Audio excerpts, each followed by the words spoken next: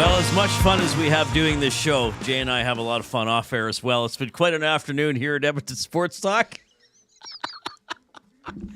Jay and I in the bullpen preparing for the show. We've thought of a lot of good questions for the afternoon, didn't we? A lot of good discussion topics, a lot of good questions for our guests. And we have three of them, which I guess would mean that this is like old school Reid and Jay show. Thrice we will be bringing in guests on the video hotline. Do we have a sponsor for the video hotline? We should get one. We're working on it. Can we call it the video hotline? We would. The bat phone? The EST phone? The EST phone? We would. Oh, my goodness. Thanks a lot for joining us this afternoon. Along with Jason Milne, I am Reid Wilkins on the aptly named Reid Wilkins Show with Jason Milne on Edmonton Sports Talk, your clear choice for Edmonton sports. Follow us on Twitter or X or whatever it's called now. The station is at YEG Sports Talk. Jay Milne at Jason Milne, and you can follow me at Reid Wilkins. If you are consuming the show on YouTube, please give us a thumbs up. And if you haven't already, subscribe to the station and encourage others to do so as well. We rely heavily on word of mouth to get the station out there and get people checked into it. iHeartRadio TuneIn app is how you can get the audio version of Edmonton Sports Talk. And again, sometimes you might have to take somebody's phone and say, here's how you get Edmonton Sports Talk, and show them how simple it is. I've done that several times, and most people have been like, okay, what else? And I've had to say, no, I'm done. You're ready to listen. You've got Edmonton Sports Talk. Click it, and you go. It is really no different than turning on a radio. It's just you're pressing a button on a phone as opposed to turning the on button on an old-fashioned radio unit. So here's the deal. We're going to dive into a lot this afternoon. It's going to be a fun afternoon. Of course, we'll talk some Oilers. Impressive performance last night against the Boston Bruins. Some other storylines from that game as they move on to play Pittsburgh tomorrow. So tomorrow we'll do our show from 3 to 4. Tom and Hernan will take over the stream at 4 for the pregame show. And then we'll be back at from 5 to 6, just like we did yesterday. Luke Gazdick's going to be on the show tomorrow. I've always enjoyed covering this or talking about this event, and we are going to do that this afternoon as well. And it's Quick Card Edmonton Minor Hockey Week. I think the official start day is Friday, the 10th. Is that right, or is that Saturday? No, Friday would be the 10th. Kylee Quinn from Hockey Edmonton is going to jump on. I've had some great segments on this over the years. When I was doing Inside Sports, they have the Wayne Gretzky. It's just such a positive week of teams playing, coaches coaching, everybody having a good time, doing positive things in the community and for Edmonton minor hockey. So we'll talk about that. We'll talk a little bit of Golden Bears hockey with Brett Hyland, one of their rookies who's doing an exceptional job. And Murray McCourt is going to join us, our buddy from the VIP Golf Show. He runs the Ranch Golf and Country Club because the Golf League started last night. And it's indoor golf, and it's team golf. And it's I didn't watch a bunch of it. I saw some highlights. It strikes me as quite different, even though it's golf. But I wonder what Murray thinks, somebody who runs a golf course. And what does this mean for the future of golf and perhaps how golf is consumed? And I would say this, Jay. I mean, we're in a world where you can watch and stream and get so much stuff on demand. Live sports is still very important. But I don't think as many people are watching golf ever since Tiger's not playing in every major and competing as much. So I think they're looking for things to get people involved. And just from the highlights I watched, man, they cut to Tiger a lot because he's one of the bosses of this golf league. Well, he's on a team. So is Rory. Sorry, yeah, but yesterday he was like an official or whatever. Yeah, waving to the minions, giving his Tiger Queen wave. No, it's neat, and I like that they're doing it on a Monday, Tuesday. Those are traditionally slower nights in the sports world, so they're going to get some prime real estate on nights when there's nothing live. Right. I mean, they have now. There's no Monday Night Football, so there's something there because they're always doing it on Mondays and Tuesdays. And Tuesdays, and they got a special facility. Very neat. I would like to. It'd be cool to see that live. Yeah, it'd be cool to be there. Now I didn't, and even the way that when they swing off, tee off, or they're hitting off a fairway or rough, like those are real grass inserts, right, that are laid there. Same with the sand. Very impressive. We'll get into it a bit more with Murray McCourt. But will I watch again? Yes. I mean, as a first-time viewer of that, as we all are, that's really all you can ask. You were not turned off by it. No. You were not disgusted by it. I didn't turn you it off. You did not poo-poo it. I wouldn't, and I didn't. And I will not, at least till next week. The only downfall really was that it was a blowout. It was not competitive at all. Was it 9-2 or something like that? Yeah. 780-218-9999 is the River Cree inbox. We thank River Cree Resort and Casino for jumping on board to present the afternoon inbox. Canadian musician Alan Doyle and comedian Ben Bank is coming to River Cree in January. For details on tickets, visit rivercreeresort.com. So that's texting 780-218-9999. I mentioned you can jump into the Nasty Chat and talk with us and with each other there. Give us a thumbs up on YouTube. We strive to get to at least 100 every show, and if we get to 130, Jay will present me with the word of the day. Well, and you can email Reid at EdmontonSportsTalk.com. There's 133 people watching right now. Just click it right now. Click it right now, Just and do the it. bonus word's over. The bonus word's over. And then we go for bonus words. Well, not bonus word. It'd be word of the day, and then we could set the next bar for the bonus word of the day. The word of the day is bonus. The word of the day is Brendan. We have a new guy. He's here. He's live. We have a practicum student from Nate. Brendan Eric, how's it going? Would you have permission to put him on, or is he too new? Do it. How are you, sir? Fantastic. How are things at Nate? Don't really know how it's going today, but Well, when you were there. Oh, yeah. As of a month ago, fantastic. Yes. Place is still standing. It's running smoother than ever. That's where I went. That's why. All right. They didn't have parking lots then. They just had I had to hitch my horse and carriage. Hitching posts. I rode my buggy to go to school. All right. Well, welcome aboard. What are you training with the Coop today? Yes. All right. Welcome, Brendan. Thank you. Learn from the wise Coop. We already have a limerick coming in. Should we do it early today? We'll do the Big Ukes limerick right off the top. First of all, I always get emotional. I always feel touched in a good way when I get an email of any sort, especially when it's a limerick. And the Big Uke does this daily. Hopefully more emails and limericks to come. The Big Uke writes, blue guy looking good with a fresh cut of hair. In the words of Dusty, only cutting what's still there. Beat down of Boston. Do you miss Costin? Afternoon sports show hosts Jay and Reid are a great pair. It's pretty good. Touch fingertips? Okay, sure. Like E.T.? Yeah. The Big Uke. It doesn't really say that. Is a molten mound of manly magma. Manly magna. I think we should add in more M words the longer we go. Yeah, we could find more. Today was manly magma. Manly has not been included. Oh, really? Nope. I thought I've said things about manhood before.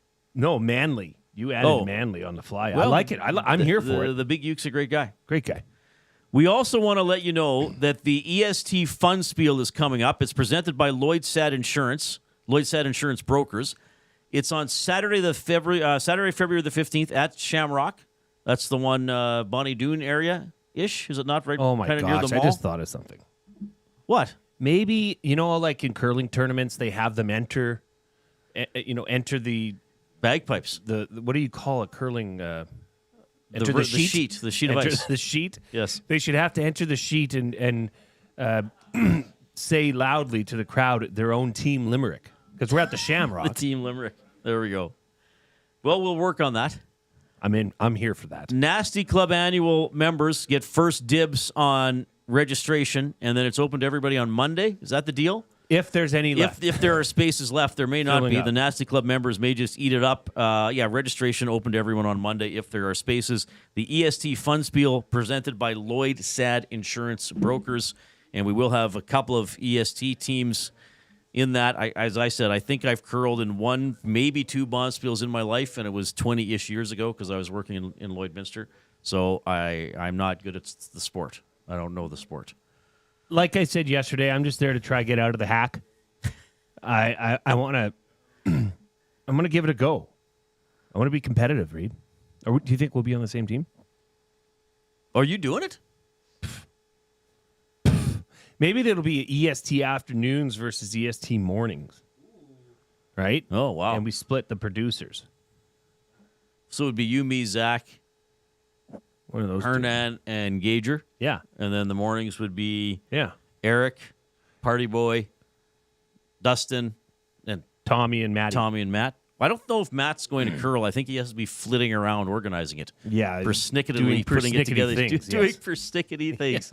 I believe that's a book, is it not? Matthew Iwanek and a series of persnickety events. If it's not, it should be. It should be. We're camped out in the James H. Brown studio. James H. Brown, personal injury law firm, the heavy hitters of injury law with over 200 years of experience. James H. Brown will get you the settlement you deserve.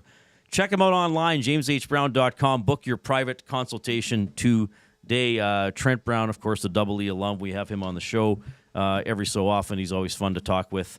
When's Jed coming on this week? Is it Friday? Jed Roberts, a weekly guest. He's going to join us, as I mentioned, Luke Gazdick on EST every week. Alternates between this show and Dustin's show. He's going to check in tomorrow leading into the Oilers and Penguins game. All right.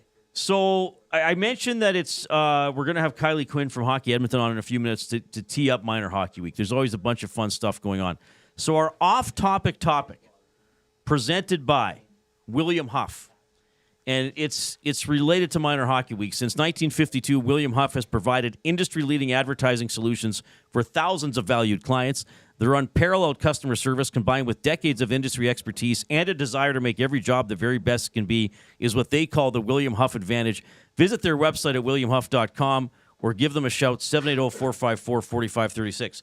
This one is a simple one. Give us your best Minor Hockey Week memory. Yes. We're going to make a bit of an assumption there that probably many of you participated in Minor Hockey Week in your home community. Did you like? Evansburg I know you were from Evansburg. I don't know if Evansburg had a Minor Hockey Week. But aren't there teams from outside I don't know of if we Edmonton? would go play Drayton Valley or because I know like the Ardrossan teams will compete in Edmonton Minor Hockey Week. Yeah, Evansburg was not part of that. That was not part of it. I don't know if Minor Hockey Week was invented when I was a kid.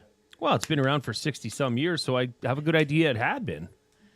I don't have a Minor Hockey Week memory, but yeah. 1964, Reid. That's how long it's been around. Then I was playing, but I don't know if... I mean, I guess Evansburg could have just said it's Minor Hockey Week, but I don't think there would have been a special tournament. Each age group had one team, generally. So. Do you think Louise has some old VHSs of little Reid playing hockey? No, I don't think there's any video of me playing hockey. Come on. Somewhere there is. I know your parents. parents. Think... No, they were. We didn't have a camera or anything like that. And I stopped playing hockey when I was 13, maybe. There's got to be. Not that my family would have. I'll bring in my little highlight disc we put together when I was at U of A. Of me? Football. Yeah. Yeah. You had to make highlight tapes so you could send it off to get awards. Recruited. Oh, to get, okay. Like your team would do it for you. I would say, so when I was playing minor hockey, so 1980 to 88, I want to say. Cooperalls? Oh, I wore Cooperalls most of my minor hockey career. Yes. Home video cameras would not have been common. True, and they would have been quite an extravagance. Probably a little too large. You know, that's just something so if there's consider. video of me playing minor hockey, first of all, I don't think I would want to see it. I would love to see it, and so would the Nasties. They'd love to see that. Nobody would have it. Well, look, if anybody in Evansburg has old VHS copies of early 80s Evansburg hockey? Yes. What was the league called? Evansburg Minor Hockey? No, well, we played other communities. Like we played Wabman, Drayton Valley, Edson, Sangudo, whoever. Yeah. But I honestly am trouble remembering minor hockey. I know I played. Bones asked, does Evansburg have electricity? Yes. It does. Now. Bronco Nick, he says, I never played hockey, but I remember picking up my nephew at his last game. He saw me, and he went coast to coast and scored on his last shift. He never played again. That's epic. That's a mic drop moment there. Wow. Hey, Bronco Nick. I guess he'd be Uncle. Hey, Uncle Nick, watch this.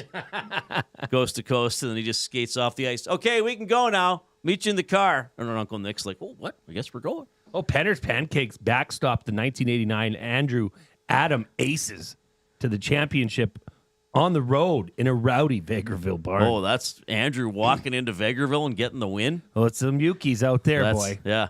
Andrew, going into the larger some pickled community. herring at the concession there. Pickled herring and kubasov for all. Hey, you got any fries? Nope, we got burgers and pickled herring. What do you want, kid? And they're Kubi burgers. Oh, and the Kubi burgers, yes. Could you get the pickled herring as a topping on your Kubi burger? I don't know. Oh, my gosh. What? Good time, Charlie. Glue guy. My brother played Golden Bears hockey and said back in the day you were called Skills Mills. Yes, that was my nickname that the hockey boys gave me. Really? How come? I don't know. So you would go play hockey with the hockey boys? No. Oh. We watched their games. They watched ours. We were tight with, I wonder, let me know who your brother was. We were tightest with the hockey guys. We rolled together. Where they went, we went. Where we went, they went. So we became Knobloch? very good. No, that would have been like Benny Thompson was back in those days. John Hobson, Brad Tuchek. Well, the Schwartz was the goaltender at the time. Right. Preston Schwartz was the goaltender. Tyler Shabanka, Robbie Robertson. There was a lot of good. Dylan Stanley? Nope. Ben Kilgore? Ben Kilgore. Yep. Gavin McLeod? Yep. They had Gavin McLeod and they Lee had Zalaski? Lloyd Minster's Lee Zalaski? Yep.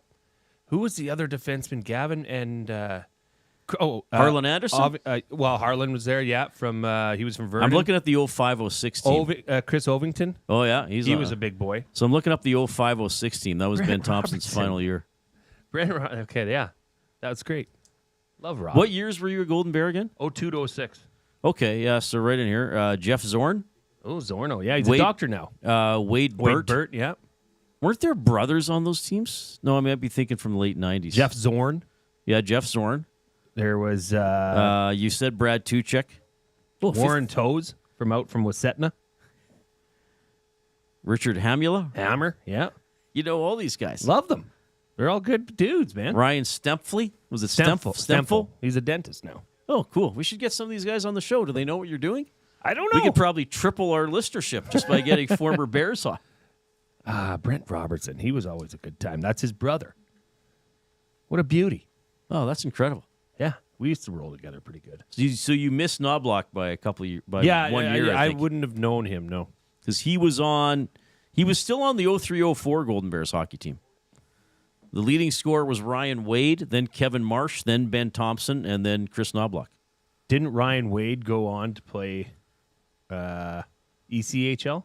I believe. Ryan Wade played Houston Arrows, Houston Arrows. game in the AA, just one game, and then he played Victoria Salmon Kings 4 years. Okay, did Laxdal coach there? Don't know. Did Laxdal coach that team for a year? I can't remember. Maybe I might be off on that. Wow, we're doing 3 hours 6 of degrees. naming former Golden Bears hockey players. 6 degrees We'll start now. of Jason Milne and Golden Bears hockey. We will have a current Golden Bears hockey player on a little bit later on. We got a very special guest to tee up Edmonton Minor Hockey Week, Quick Card Edmonton Minor Hockey Week. We always love diving into that. We're going to talk Oilers' impressive performance against Boston. No apologies needed. Or was there? During that game. It's the Reid Wilkins Show with Jay Milne.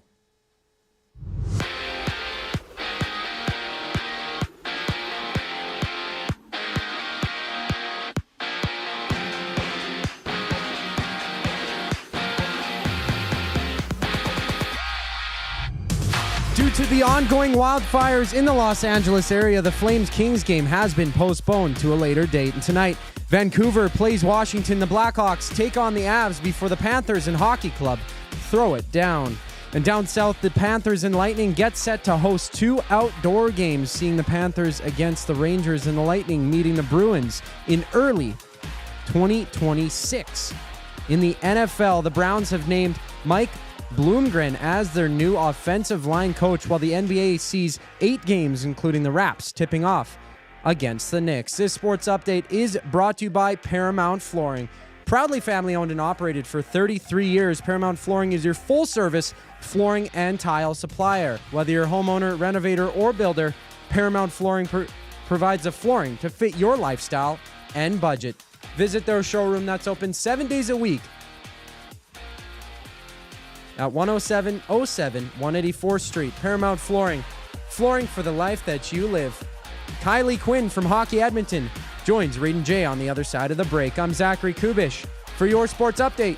GCL Diesel has been serving oil country since 1972. From diesel cars to SUVs to pickups. From farm tractors to school buses to a big rig. From diesel generators to forklifts, GCL can test, troubleshoot, and repair all diesel fuel system components. Whether it's injectors, pumps, turbos, filters, or additive, GCL has the parts you need to keep your diesel running the way it should. For genuine diesel parts at wholesale prices, visit GCL Diesel in the West End or online at GCLDiesel.com. GCL Diesel. Diesel understood. Food Sausages makes their meat with nothing but the best local ingredients. From chicken, beef, and pork, their gluten-free sausages are packed with flavor. Every single bite. Get a 10% discount when mentioning Edmonton Sports Talk in-store or use the code EST when shopping online at foodsausages.ca. Plus, you get free delivery on orders of $100 or more. Find them at 6736 99th Street. Food Sausages. You can't beat our meat.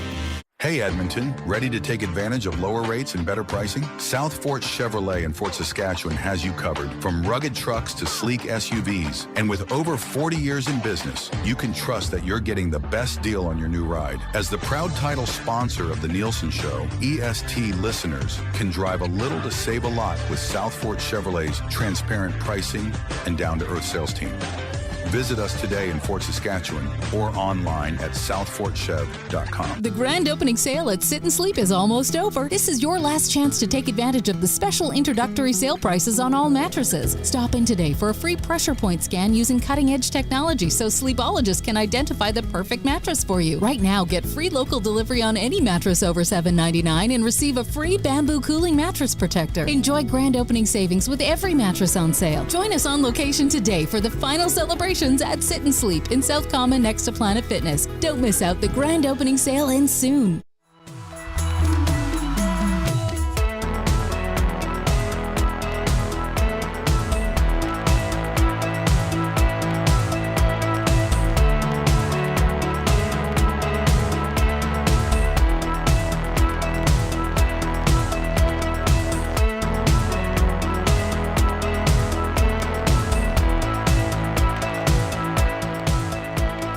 Appreciate you tuning in this afternoon. We're going to be having a fun afternoon. Jay and Reid with you from the James H. Brown studio. So, quick card, Edmonton Minor Hockey Week is getting underway.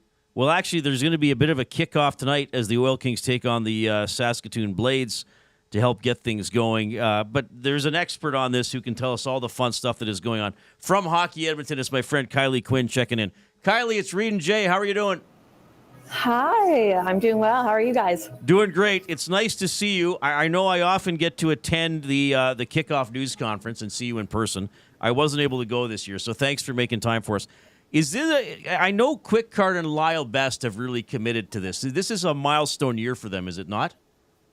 It is. It's the 25th anniversary of Quick Card sponsoring this event, which is actually pretty remarkable to have a partner be involved for a quarter of a century. So kudos to Quick Card for being so engaged in the community and being so behind this event and believing in it. And look how big it's grown.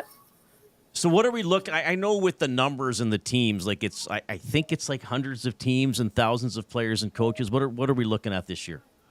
It's actually quite remarkable when you look at the numbers. So we've got 688 teams playing at 24 arenas. There's going to be 914 games total, 63 championship finals on the 18th and 19th at Terwilliger. 10,000 players. Like, it's insane. So huge. Jeez. Okay. Yeah. This is massive. What everybody does with Quick Card Edmonton Minor Hockey Week. Can you tell us a little bit, because I know some of my most fun interviews over the years have been with the Wayne Gretzky Award winners.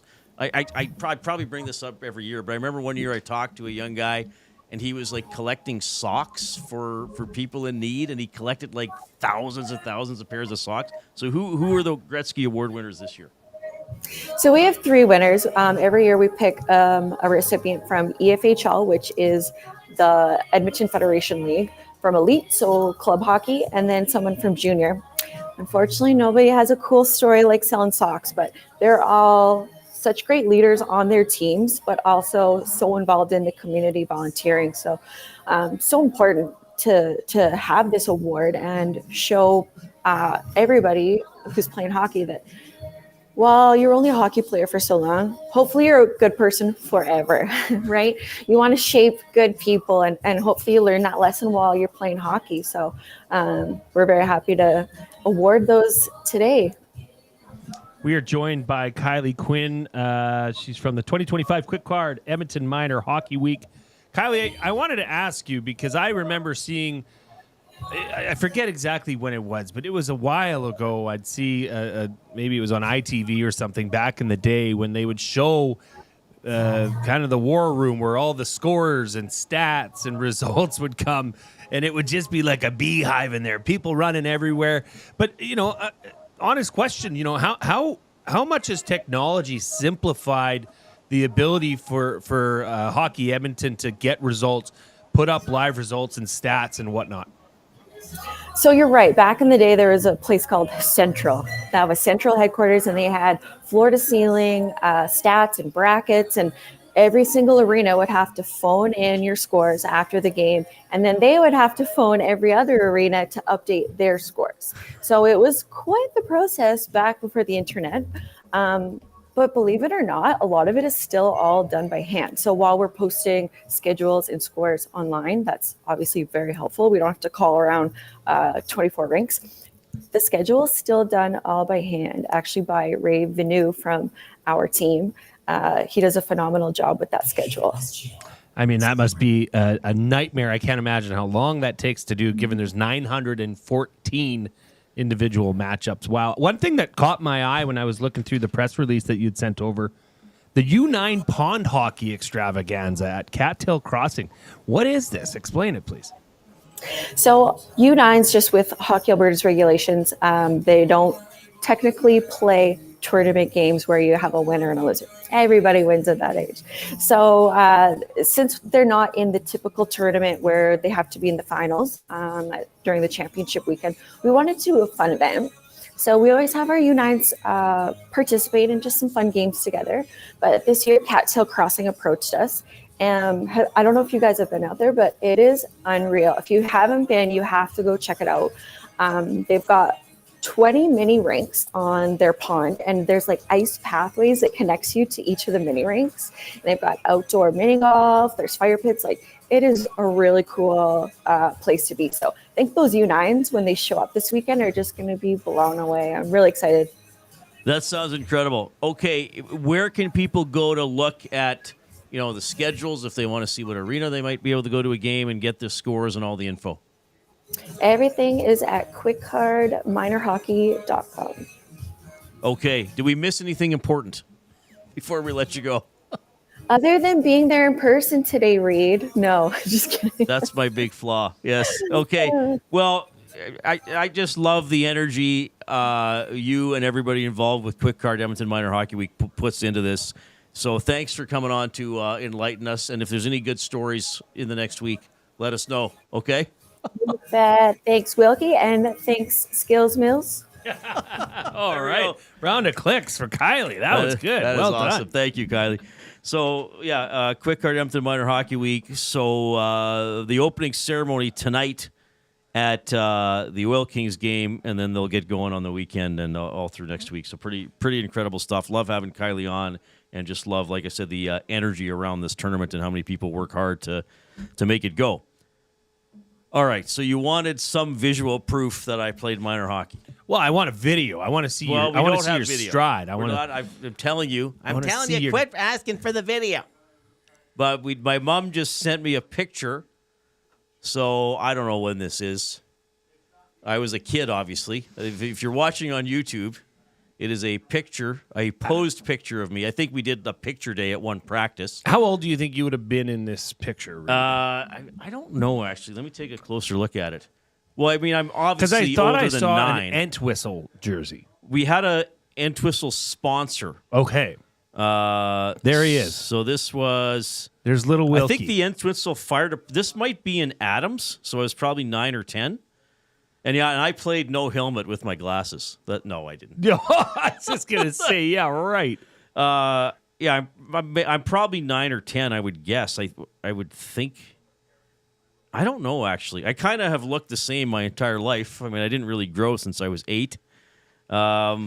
Yeah, so that's me. And those are Oilers colors.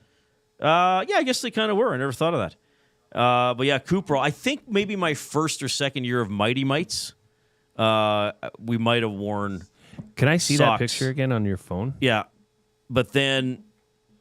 So you're pretty much everybody on my team had Cooperalls, I would think. If it was full Cooperall. So you're rocking the Victoriaville Junior. Oh, stick? that was my stick, and I used to play with a flat blade too. I didn't have a curve, and I was really good on the backhand. By really good, I mean probably not entirely incompetent. The Cooper gloves, those were rock hard. Okay, sure. Those you could probably hardly grip the stick, especially the thumb. Look at the thumb in that picture; it's straight down because there was so much Well, what do they wear padding. now? Well, Oh yeah, they're a you lot weren't more bending limber. your thumb once you were in there. No, Who needs to bend their thumb? rocking the Cooperalls. What a picture! Wow. Yeah, so there it is. That's me. So when I played, and I'm sure I've told people this before, when I played, they changed when Pee Wee started, I think. So I played 3 years of Mighty Mites, and then I played 3 years of Mites, but I think they changed it to Adams while I was in Mites, and then I think you started Pee Wee a year later, and then they moved body checking down to Pee Wee, because I think I stopped after Pee Wee. And then, but there was hitting when I was in Pee Wee, and I loved hitting. And I didn't mind being hit either. I was like, let's get in there and hit. Well, you're reckless. Look at you. I was a bit of a psycho. What were you were you still playing hockey when they transitioned from Cooperalls to pants, to what you'd see now? No, when I was playing, most kids, I think, were still wearing Cooperalls. I think. That must have been like massive when that change came in. Well, I don't know. When you were my age, I don't know if you saw it that way. You just wore but now wore the looking pants. back, okay. changing, that was what they wore in the pros. It was Cooperalls. Well, 2 teams wore Cooperalls. Philadelphia And Hartford. right? Well, Rob Brown wore them in junior, I think, in Kamloops, but you would, as he and other people have said, you would slide so far, you couldn't. Whereas if you're a little kid, how fast are you going? How far are you really going to slide? Right. Huh. When you fall. I wonder what brought that transition and probably I don't know. I can't remember how they thought of Cooperalls, why they thought it might be a good idea. Me. We just wore them. We were just like, okay, here's Cooperalls. And away you went. Beautiful. I'd love to see Cooperalls. Reid, it looked like the Bruins were wearing Cooperalls last night. Oh, what does that mean? They were a bunch of little kids? I think it means they were slow or just out of touch, maybe behind the times. The Oilers looked really, really good. To me, that was a very convincing win. What are the Oilers up to now? I've got the stats here. Hey, Gager. Oh, thanks, buddy. What You a look compliment. You look good as well. The Oilers are 19-5-2 in their last 26 games. That is a .769 points percentage, 3.81 goals for per game, 2.46 goals against per game, a power play of 28.8%, a PK of 89.3. So that's in the last 26 games. They have 40 points. That's since November 9th when they had that lopsided win in Vancouver. Remember, they had 4 goals in like a 7-minute span or something like that. Well, that was a game that was kind of at that point in the season, that Vancouver game in November, where it was agreed upon, at least in this room, that this is a statement game. This is where the change starts. And yeah, that train's been a-rolling since then. Yeah, they're really good. I mean, there's not a lot to complain about over last night's game. There is, Reid. There still are complaints about it. How dare you? We'll talk about that, but I personally, I want to talk about it from a slightly different angle, but I know we have, and we'll get to some of the texts and comments about it as well. But the Oilers controlled that game. Now, are the Bruins a great team? They don't appear to be, but still, if you're a good team, go out there and choke them out, so to speak. Yeah, I mean, put your foot really, down. I know a lot is made of that sequence in the second period when Boston had the breakaway, and then McDavid scored on the breakaway. So instead of being 1-1, it was 2-0. But having said that, that was Boston's only good scoring chance in the first two periods. I mean, the Oilers were all over them. It was just a matter of time, I think. Well, but here's the thing, Reid, is when the game is 1-0, Boston gets a shorthanded breakaway in which Stu Skinner shuts the door. Yes. Turn around 10 seconds later, Connor McDavid's broke free, is loose, scores a goal. 2-0, game over. It's pretty much over at that point with but 2 goals. Think of that, when it was 1-0, that could have very easily been 1-1 on a shorty. Sure. The Oilers were still playing them, though. Let's not. But you know how let's not make it momentum sound happens. like the Bruins. Yeah, well, I know. You never know. You never know. You're right. But the Oilers had control of the game. What do you think of the rule that a goalie doesn't get the shutout if he's replaced, even if the other guy doesn't face any shots, which has now happened 2 years in a row for the Oilers? Okay, here's a hot take. I don't like it because he was mandated to come out. He was playing. He wanted to stay in the game. But with the concussion protocol, NHL head office said, no, he needs to be brought in, which I'm for. I get it. But that should not take away a player's right to a shutout on the stat sheet. You know what I mean? I mean, and say, who cares? They won, blah, blah, blah. But it's a quirky thing. It is a quirky one when you're telling the player, no, the league is making you come off, where the player would stay in. Stu Skinner was back in the net. Yeah, he was ready to go. We saw it on the ESTV. Pickard took his helmet off. Pickard was like, oh, I'm not going in. Right. I don't like that when it's mandated by the league for concussion protocol. I agree with concussion protocol. Don't just misunderstand what I'm saying. Mm-hmm. I don't like that a player can have a clear, battled, hard-fought shutout taken away from him. I think this is just one of those. Didn't we do a top 3 since the show started? Like things that'll never happen again, but because they're just so weird. So 2 seasons in a row, a team gets a shared shutout. Okay. Not likely, but possible, But 2 years in a row, the goalie that went in didn't stop a shot. He did not face a shot on net. Right. So it's a shared shutout 2 years in a row, but one goalie made all the saves. Pickard made all the saves last year in Pittsburgh. Skinner made all the saves last night. Like, you think they could say, well, this goalie didn't make a save, so he doesn't get it's not a shared shutout. There should be some common sense that's included here.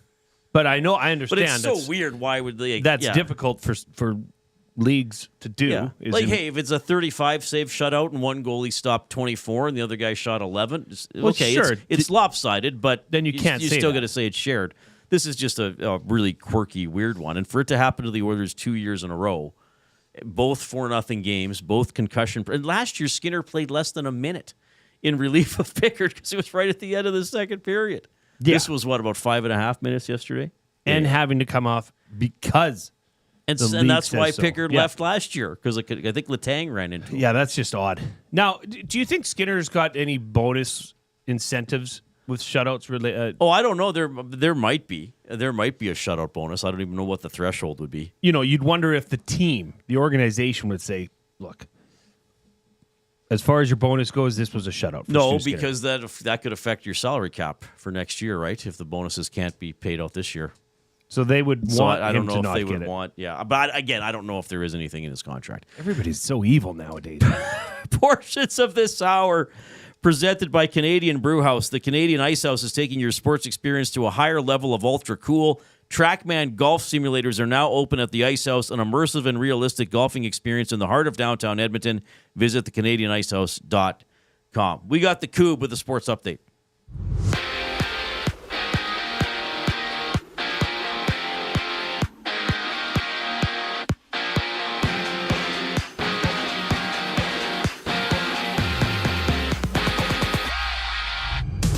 Oilers prospect Matt Savoy has been selected for this year's AHL All-Star Classic. While in the NHL, Florida visits Utah. The Avs and Blackhawks go at it, and the Canucks meet the Capitals, having the Flames-Kings game postponed due to the ongoing LA wildfires. And the NHL has also announced that both Florida hockey teams are getting set to host 2 outdoor games, with the Panthers and Rangers playing January 2nd and the Lightning battling the Bruins in early February of 2026.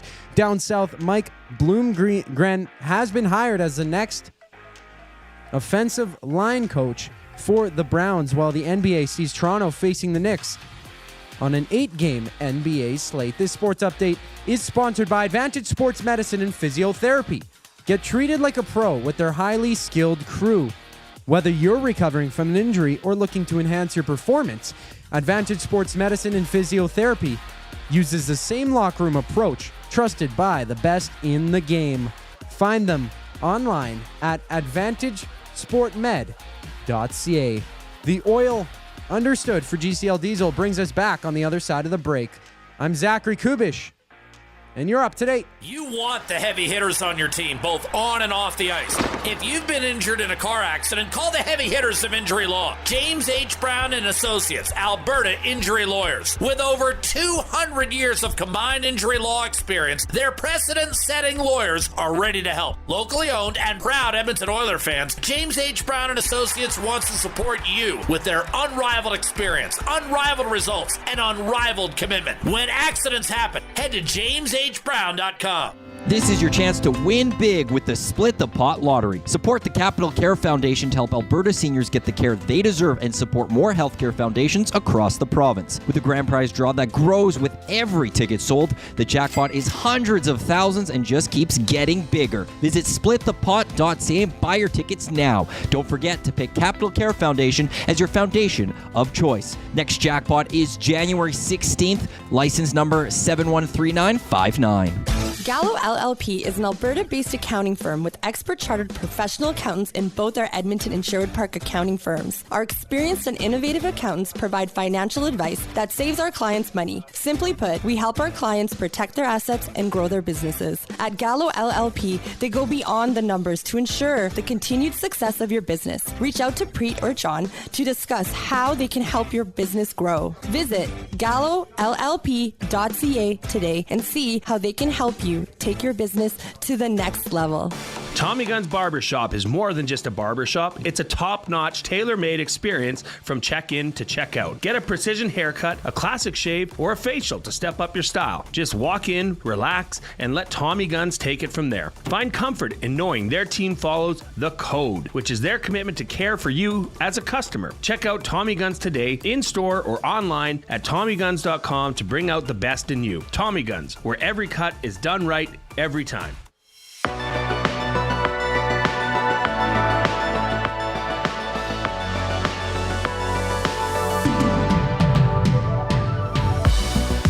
Well, hello, afternoon nasties. If you're in the Diabolical Dialogue on YouTube, give us a thumbs up. My goodness, we got a good pace going there. Just click it now. Click the thumbs up. Get us to 100 and beyond as quickly as possible.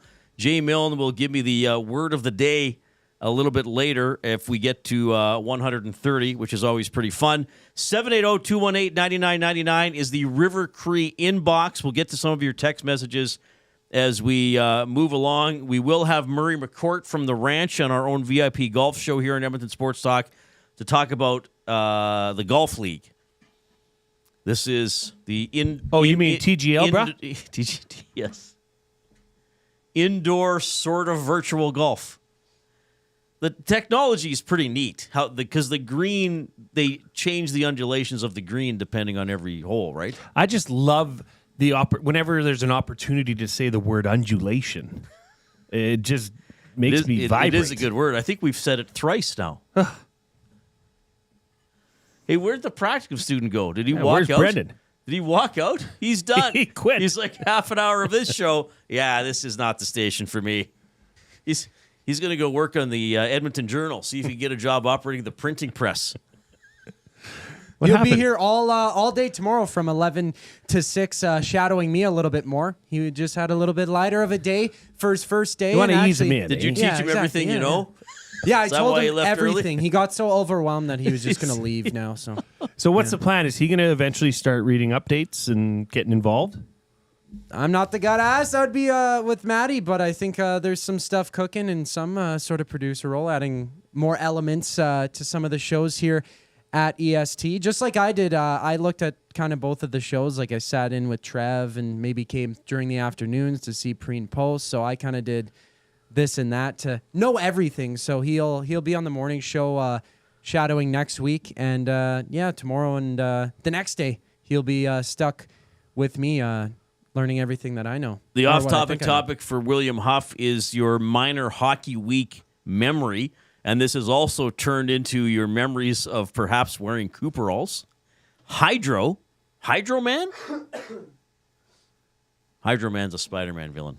Oh. Hydro says, I'm older than Reid. Apparently, I played 3 years Bantam due to age change. I played in Sangudo, then Mayerthorpe. I played in Evansburg lots.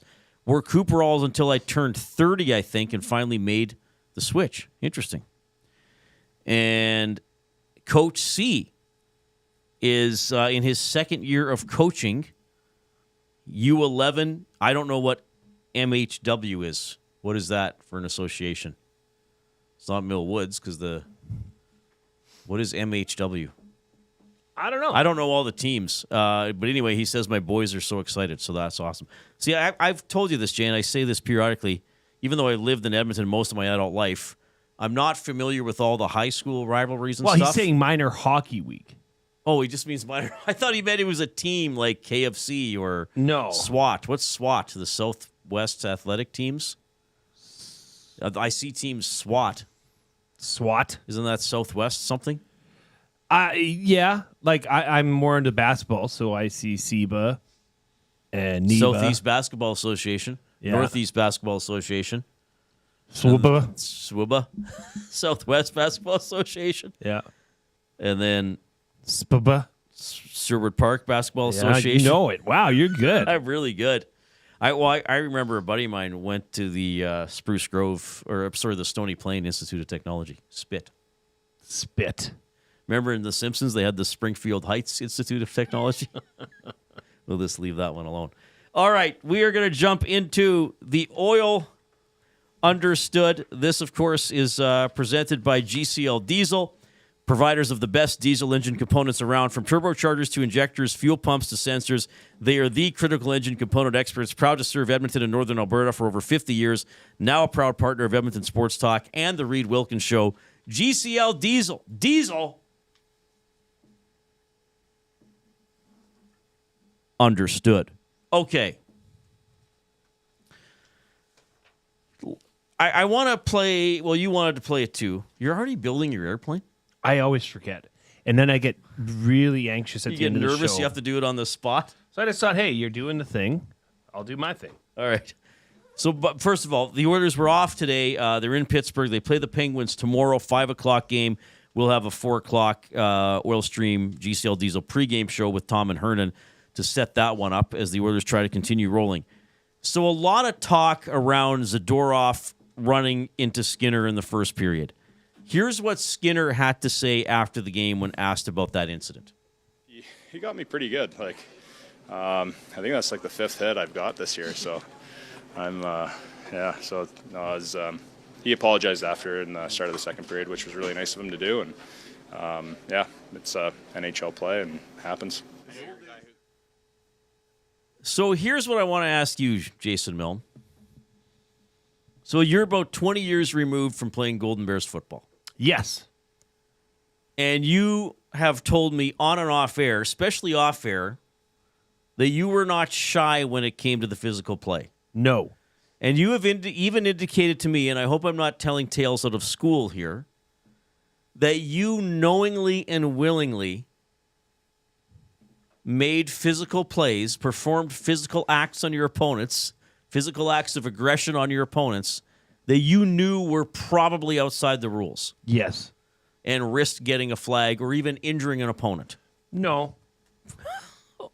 I wouldn't say I risked getting a flag. You risked injuring an opponent.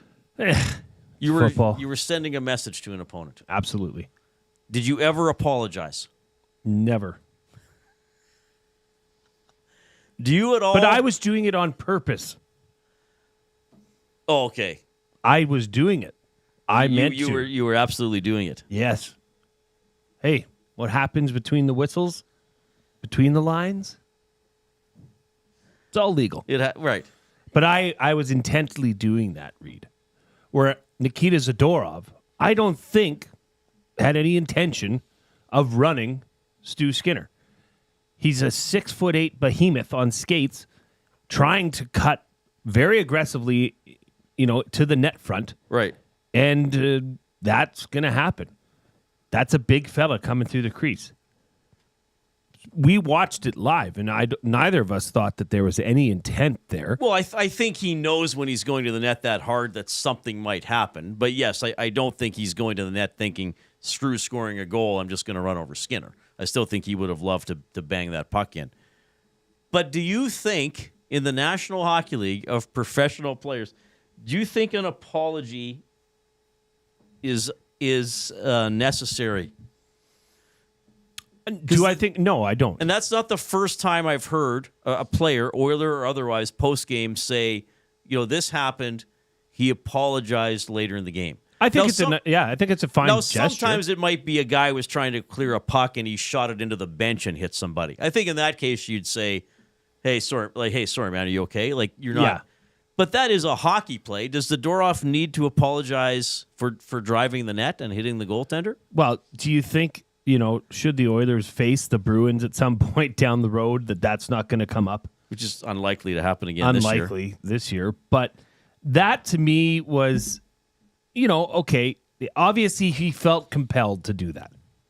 Maybe it was because, I guess it was at the start of the second that he said he apologized. I think Skinner says start of the second period, yeah. So it had nothing to do with taking his shutout away. Well, and maybe if Skinner doesn't go into concussion protocol, maybe Zadorov doesn't do it. Like, maybe he's like, hey, sorry, I knocked you out of the game for a while. That sucks for you. Because you're probably going to shut us out. Imagine if he said that. Yeah. Can't see us score tonight, Stu. Sorry, I wrecked your shot. But would Stu Skinner expect that? No. Would anybody expect? No. No, it's but a physical game. Players do it. And I wonder how often it happens, and I wonder for how long it has happened. Well, do you think the reason you're doing it is because you feel compelled to say sorry because you feel like that was an act that doesn't represent who you are as a player. So as to say that was perceived by Zadorov as a cheap shot. Right. He's putting his hand up and saying, I wouldn't do that. He does a lot of things. Or do it on purpose. Like he was saying, I'm trying to score a goal. Epiphany has a good message here in the Nasty Chat. Just want to mention that Stu Skinner isn't a dainty flower. He's 6'4", 240. Zadorov listed at 6'6", 248, so there's not a massive difference. Yeah. I just find, and I said this last night with Tom and Hernan, and I want to repeat it here because I think people will know I'm being a little bit cheeky here because that's my personality because I see some sort of odd humor in it. Because you know how in hockey you often talk about the code. It's like, well, why'd you jump that guy? Well, that was the code, Or why'd you guys fall? Well, that's the code. That's the code. We had to fight. We were whatever. So is now the code? It seems to me is if you are apologized to, you also make that apology public. Hey, not only did I just want to make clear to everybody, he apologized to me. I think that's again. I've heard that in other situations. I think that's just Stu Skinner being Stu Skinner. And just probably, he was asked about it, and he was asked about being it honest. said, here's what happened. Yeah, I don't think there's much that guy can hide. He says what he said. Right. He says what's on his mind. But yeah, the whole jump the guy and hey, send a message. Well, the message was sent by delivering them a power play. It didn't turn into a goal. But the 4-0 message, that was sent. Yeah, the Boston Bruins sure got that message. Well, the Oilers dominated the game, absolutely, which is the best revenge to have. And I said this last night. I would have preferred more of a reaction from the Oilers, like something. You help what they often do, like grab the guy by the collar and give him little jabs. So you're not really fighting. You're probably not even going to really get a roughing penalty, but you're doing something. We can talk a lot about who was on the ice and what they would or wouldn't do in that situation. Epiphany also says, look, no one wants to be run over, but stuff still happens. It's hockey, not feather dancing. Is that a sport? Maybe that Epiphany, send us some video of feather dancing. Maybe that sounds like it might be something erotic, actually. Maybe that should come up later in Reid's top What'd you threes. do in Vegas? I went and saw the feather dancers.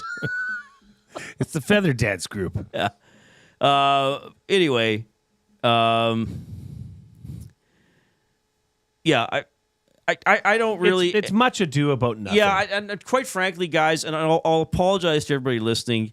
And I said this to Jay earlier. I'm not that interested in having the debate about what should have the Oilers done, because it just goes nowhere. I've done it enough over 11 and a half seasons hosting talk shows while the Oilers are playing. Do I think they should have probably done more than they did? Yes. Do I think they're as physical or as beefy a team as they were last year? No, I don't. But also on other occasions of this year, have they fought or shown a willingness to fight when things have happened to a teammate? Yes. And despite what some people say, not every team reacts that way in every single situation. So that's all I'll say about it. And that's fair. The odd part here, the thing that stood out to both of us was the apology. Yeah. That's well, and how well different. the Oilers played. Like, it's not as if I guess I would say this. It's not as if the Oilers were getting pushed around that game and their goalie got run. It's like they were controlling the game and their goalie happened to get hit. Like, if they were completely getting out forechecked and pushed around and weren't on top of the puck and couldn't get to the net, and Zadorov does that, then I might be thinking, okay, when is somebody going to wake up? But in that moment with those players on the ice, the guy got the penalty and they went on the power play. I know they didn't score on that one, but they scored on one later. By the way, when Frederick was determined to fight Corey Perry and got an extra penalty, it put the Bruins short. Well, he should have. He clearly wanted to get that team going or be the guy. Right. And bloodied his knuckles on the top of Corey Perry's helmet. That's like fighting in football. Like, what are you doing? The guy's got the helmet on. What do you can't be going over the top. Did you see his knuckles? Oh, yeah. He had to leave, the didn't he? game. Yeah. I'm not. I'll say KD in the nasty chat. I would say I generally agree with you, though I'm probably not actually upset about it. So I'll just kind of put it that way. We'll get to some of your texts. The River Cree inbox, 780-218-9999. I know Jay's already compiled some coming in about the Oilers. So if you want to talk Oilers stuff, just about how they're playing or anything from last night or what comes ahead, get that in now because we're going to dedicate a segment or two to that. And we'll have Murray McCourt on the Golf League. Also some off-topic stories coming in. Oh, they are coming in. Perfect. Minor Hockey Week memories for William Huff. We got a break, and then we have the legendary Zachary Kubish with the sports update. Get to know the winners, props, plays, parlays, and more with Nielsen and Hustler. Weekday mornings at 11 on The Lock Shop. Only on EdmontonSportsTalk.com. Your home for live music and great performances is the River Cree Resort and Casino. When I'm up, I can't get down, can't get down, can't get level. Don't miss Canadian singer-songwriter Alan Doyle as he brings the East to the West, January 17th. I said, hey, hey, it's just an ordinary day, and it's all your state of mind. Get your tickets at River Cree Resort and Casino. River Cree Resort and Casino. Excitement, bet on it. Celebrating 70 years in the signage industry, William Huff Advertising is the most recognized name in the game. An in-house, one-stop shop for all of your design, print, and installation needs. William Huff provides quality graphic solutions for everyone. Here in our City of Champions and throughout the nation, they're the preferred signage partner entrusted by many of the biggest corporations, pro sports teams, and organizations to bring their identity to life.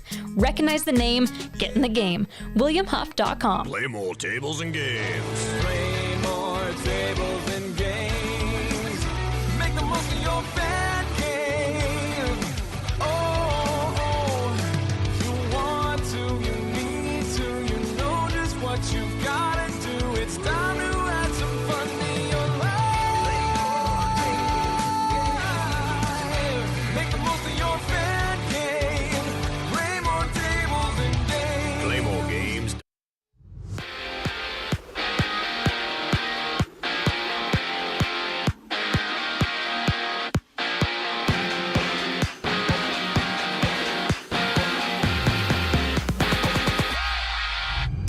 Oilers prospect Matt Savoy has been named a Pacific All-Star in the AHL as a member of the Condors, and there's 3 games dotting the NHL slate, including Colorado playing Chicago Well, the Flames-Kings game has been postponed due to the ongoing wildfires in the Los Angeles area. And the NHL has also announced that the Panthers will host the Rangers for a Winter Classic next year, while their state rival in Tampa will have the Stadium Series welcoming in the Bruins in early 2026. Down south, the Browns have named Mike Bloomgren as their new offensive line coach. And on the court, the Raps meet the Knicks, seeing 8 games around the association. The Reid Wilkins Show with Jay Milne continues right now. I'm Zachary Kubish, and you're up to date.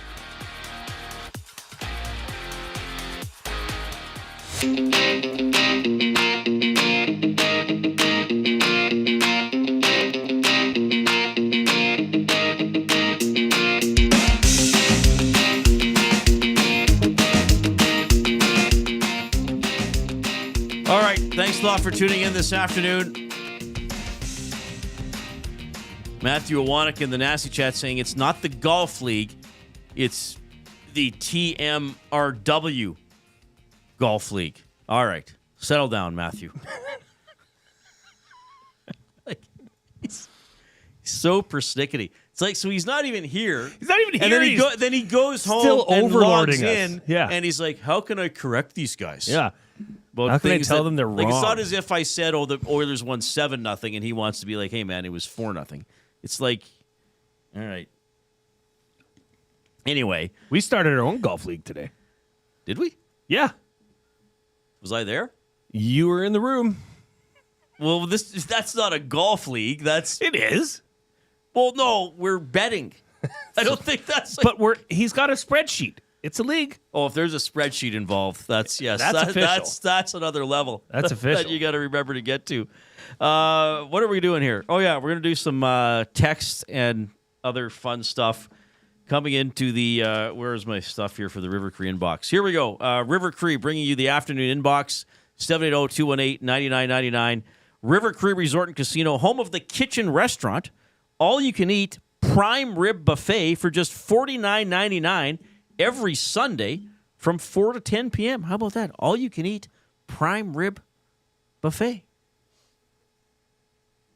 I'd love to do that. That sounds exciting.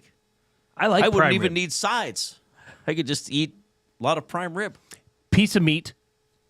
One, it's got to come off a cow. What is it? What is it for you? Yeah, tell me your piece of meat. You go to a nice, fine steakhouse. What is Reid Wilkins, or should I say Reid Cooperall's Wilkins, ordering? Oh, that's what you're saying. I was like, what do you thought? What did you think I was saying? I didn't really know. I was like, yeah, if I want meat, it has to be off a cow. And I was like, well, what steakhouses serve horse meat, buddy? Well, the best thing about like what the River Cree has there with the buffet is that at least at a buffet, you know that thing's coming out fresh. I'd probably have to go. I'm just double checking. Yeah, I'd probably want the sirloin or the rib. Ribeye. Yeah, the ribeye, a bone-in ribeye. Yeah, that's pretty for good me. too. That is. Well, those would be the finest cuts, wouldn't they? Well, isn't the chuck steak isn't it tougher? It's less desirable, but that's like some butcher's why listening to this and is just like horrified right now. Corey from Acme Corey from Acme Meats is These like, two boys, nitwit. Oh, you nincompoops. But that's why brisket has come to rise is because of with smokers. Oh, right. Because brisket is the chest of the cow, which is often a very muscly, tougher piece of meat. Okay. But with the slow cooking process, it renders all that fat and. I have a picture of a cow on my computer with the cuts of beef specified. Well, so a ribeye is at least for me the pinnacle of Mount Rushmore for cuts of beef. But a filet mignon, beef tenderloin, is up there as well. But I do like some marbling. Tenderloin looks like it's a very small part of the animal. Tenderloin almost has zero fat. Part. Right. Yeah, tenderloins are good too. Very good. We're also going to do buying or selling for Damon Bunting, a consistent top-producing realtor in the greater Edmonton area for over 17 years. He and his team would love to help you find that right home or make the move from your current home. Community-driven, he understands what it takes to make a difference in our city. Check him out, DamonBunting.com. Instagram handle, Damon Bunting Real Estate. We are at 86 likes right now. If we got there before the next break, That would be the earliest. Just drive we've it as gotten high there. as possible, everybody. Get it. We're going to meet 100. We want to get as high as possible. Do and it get for as Matt. many words of the day as possible. Because he probably watches till we get to 100. Oh, just Matt's so he probably can check mark supervising. or something, you know, Yeah. supervising. Like he's kind of like he would hope that we do, but also hope that we don't. Yeah, right. So we yes, can be yes. persnickety about it. Yes. Yeah. Well, guys, sorry. Here's on your performance review. You did fail to make it on this show, and that show. Yeah. Let's do it for. Just get him out of here. Go do something else. All right. What do you have for buying or selling? You have text or some well, of that I other just stuff? want to go through a couple texts that have to do with our William Huff off-topic topic, which was your minor hockey week memories. Is on the 10th of January. Quick Card Minor Hockey Week kicks off. This is weird, Reid. 2 people text in almost the identical memory. Okay. And it has to do with one special feature of Minor Hockey Week. We've talked about it. And that is, well, I'll read the first one. Alicia Hemming says, best Minor Hockey Week memory was watching my brother win the tournament during 1v1 overtime. Oh, yes. Right? Because for those that don't know, the overtime carries on what is it, every how many minutes? I can't remember. They take a One or player two, off the yeah. ice. And you have 1v1 finals or finishes. Big Slam Nasty says, I buried the game winner in 1v1 OT on Minor Hockey Week when I was in Adam. I remember stepping onto the ice and seeing my mom turn her back because she couldn't watch. That was maybe the one time I asked to stop at McDonald's post-game and got my wish. Lovely. That's good stuff. Those are really good. And Reid, we did have some texts come in that I will get to, but I wanted to talk to you because we are buying or selling for Damon Bunting Real Estate. The Maurice Rocket Richard Trophy. Yes. Leon is leading the goal scoring category, 29 in 40 games played. He has a 4-goal lead over Rantanen and Point. This is the 11th straight season that the goals leader at the halfway mark of the NHL season, which will happen tomorrow night, the halfway mark, the 11th straight season, the goals leader will have an advantage of 5 goals or fewer at the halfway mark. My question to you, buying or selling, is Leon Draisaitl the most valuable player on the Oilers? Or no, not is. Leon Draisaitl is the most valuable player on the Edmonton Oilers. This year I'm buying. Are you? Yes. I did not expect that. I think he's the Hart Trophy winner to this point in the season. Wow. Yes, I do. Why? Why, Reid? I think his all-around game is exceptional. And, of course, you know, you still have to score to win, and he's producing points. He's first in goals. He's second in points. He's first in game winners, is he not? He scores in overtime. He's scored dramatic goals. He's not all doing it on the power play. Yeah, Draisaitl's first with game-winning goals with 9. Matt Boldy has 7. Few guys have 6. And, again, he's... The knock on Draisaitl when he won the Hart Trophy before was that I think he was actually minus. And some people were like, I don't want to vote for a minus player.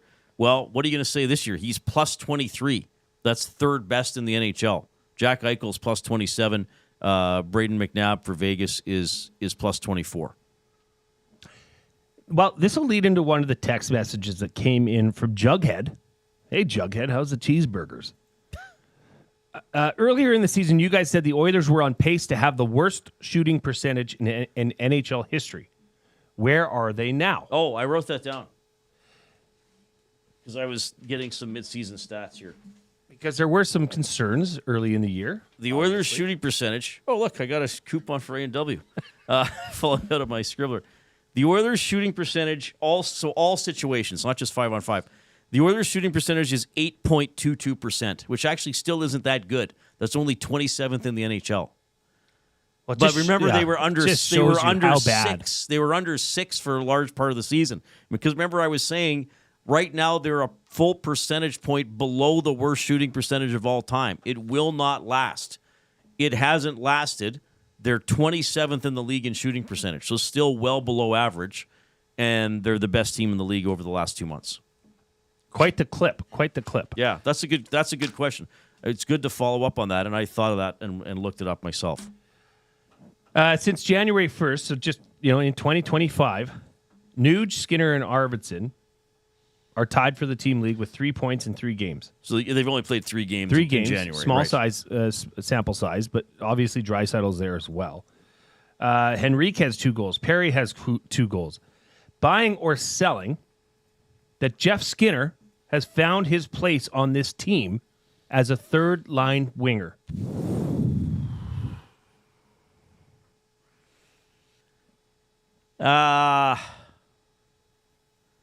That's a good question. I guess I'm going to have to say selling because he needs to do it for an extended period of time. That's a fair point. But very encouraging how he's played since he was scratched. Are you optimistically putting an offer in? To buy later on? To later, Yeah, well, yeah, for sure. Maybe a low ball offer. And I mean, I don't think Hyman is going to stay there. I think eventually he'll be back up on the top line. But, Henrique finished a couple plays last night. He seems to be playing a little better all around lately. Maybe Connor Brown winds up back on that wing. And I think that could still be an effective line. But, yes, Jeff Skinner has reacted very well to being set out of that game in Anaheim. Just looking at something here. Interesting question came in here from Bronco Nick.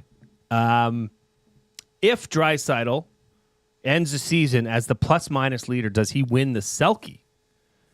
Currently third in the league in plus-minus at plus 23. I think he has a great chance to win the Selke even if he doesn't lead the league in plus-minus. I think he's playing that well. Wow. And Selke they often give to the best defensive forward who also still gets a crap ton of points, and he's doing that. Yeah, I think he could. I think he could win the Selke. I think he could win the Hart, and I think he could win the Rocket Richard. Like this could be an epic season for Leon Draisaitl. I stick with it that I think he can score 60 goals. So what? The Oilers' 41st game is tomorrow, right? Yeah. So it's the Oilers' halfway point tomorrow. So if Draisaitl scores in that game, he will be on pace for 60. If he doesn't score, he's almost on pace for 60. Man, it's just been... It's fun to talk about. You've never broken away from it and said, yes, it's going to happen. Or he's never slumped too much to say, oh, it's a little out of sight now. It's always been on pace for right around 60. No, but he's having a phenomenal year. I think we have to recognize that. As much as we've talked about some players who might be struggling or whatever, like he's having an exceptional season.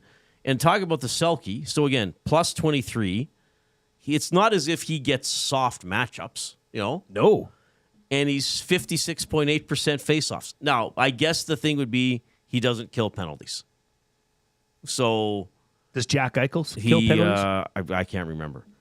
So, would you say, well, if you're a defensive forward, you have to be relied on to kill penalties? Maybe that would stop him getting the Selke, but 5-on-5, at which most of the game is played, he's been outstanding.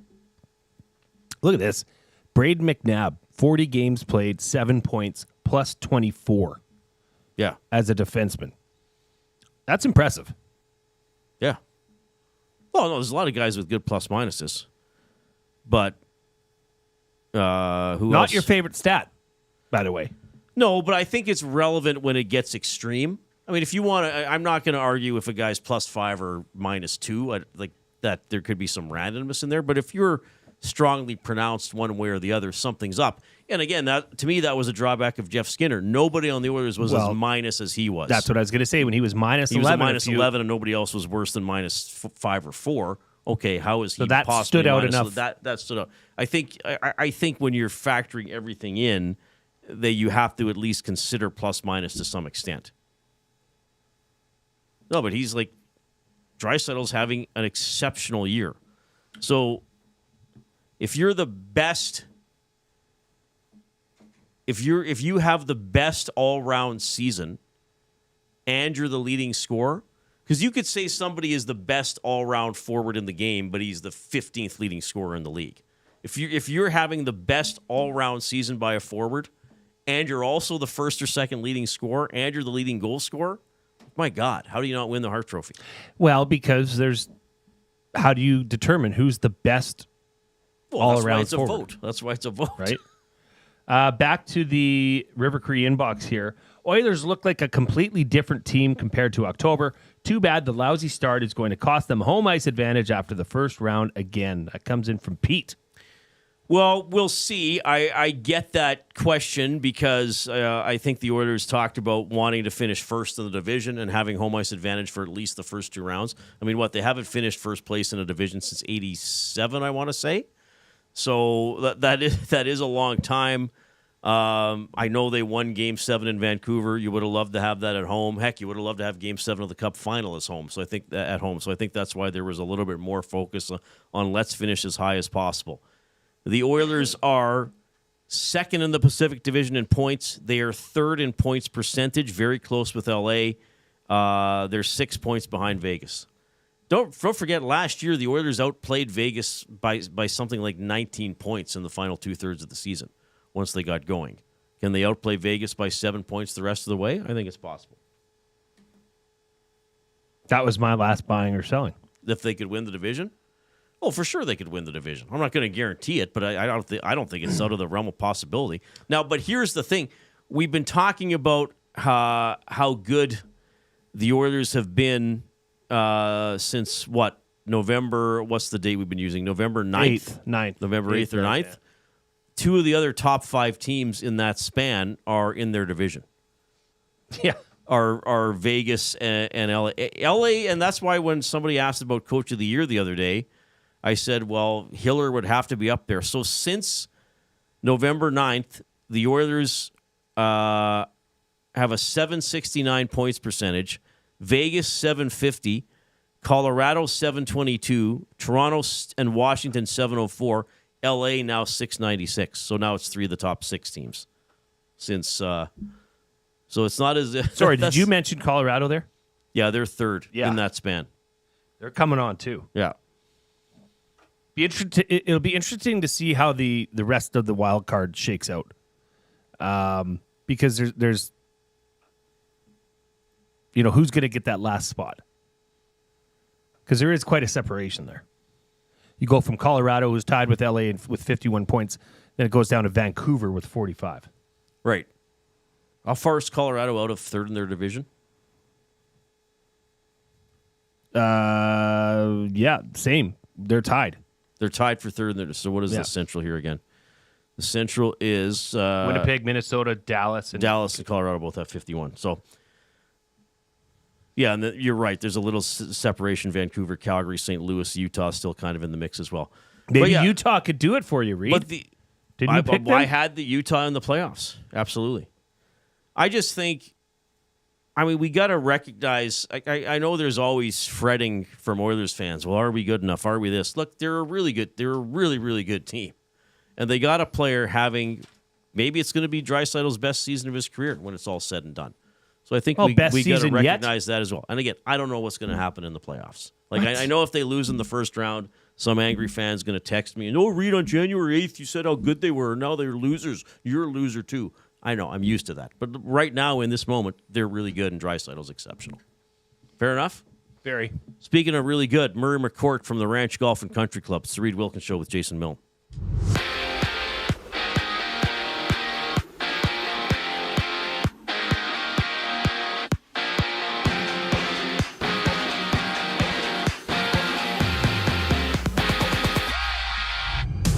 Oilers prospect Matt Savoy has been selected for this year's AHL All-Star Classic. While the NHL sees Florida visiting Utah, the Avs and Blackhawks going at it, while the Canucks meet the Capitals, having the Flames-Kings game postponed due to the ongoing wildfires in LA. And the NHL has also announced that both Florida teams will host an outdoor game next season, with the Panthers and Rangers playing January 2nd before the Lightning battle the Bruins in early February. And down south, Mike Bloomgren has been hired as the next offensive line coach for the Browns, while Toronto faces the Knicks on an 8-game NBA slate. The Reid Wilkins Show returns on the other side of the break with Murray McCourt joining the fellas. I'm Zachary Kubish, and you're up to date. Don't feel like working? Join the Hangout. You never know what you might hear. Weekday mornings 9 to 11 on EdmontonSportsTalk.com.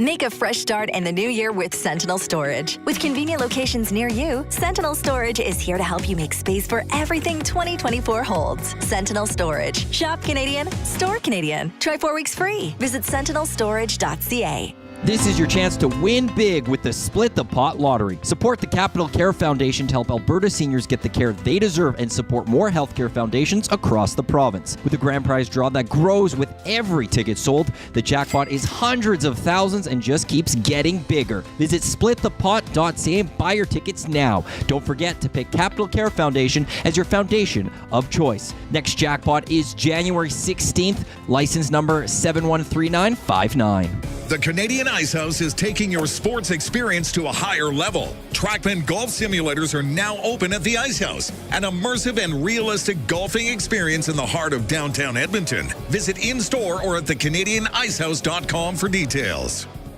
Gallo LLP is an Alberta-based accounting firm with expert chartered professional accountants in both our Edmonton and Sherwood Park accounting firms. Our experienced and innovative accountants provide financial advice that saves our clients money. Simply put, we help our clients protect their assets and grow their businesses. At Gallo LLP, they go beyond the numbers to ensure the continued success of your business. Reach out to Preet or John to discuss how they can help your business grow. Visit gallollp.ca today and see how they can help you take your business to the next level.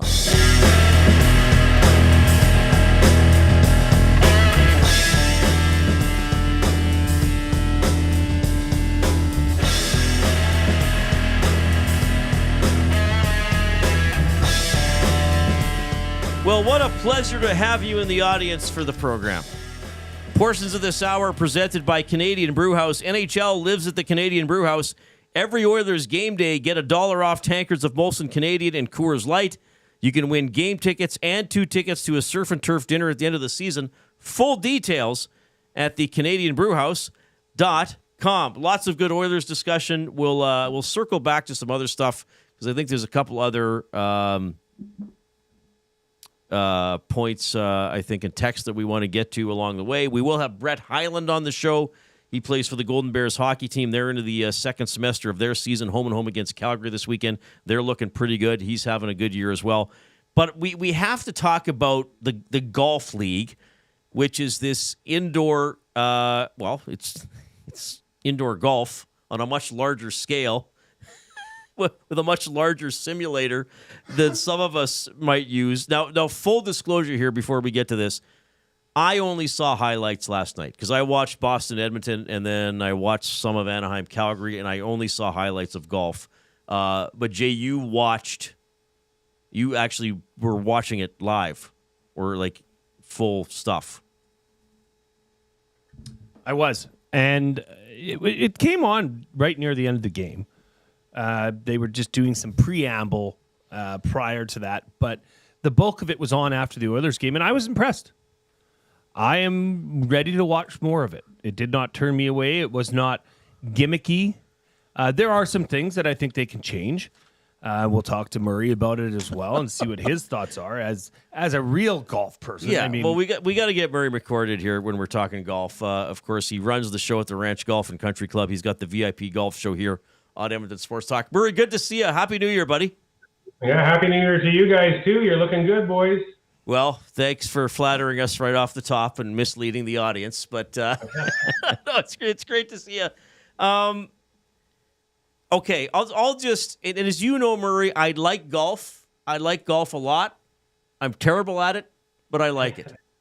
And I guess there's like this part of me, and you can react to this directly or maybe you'll just say whatever you want.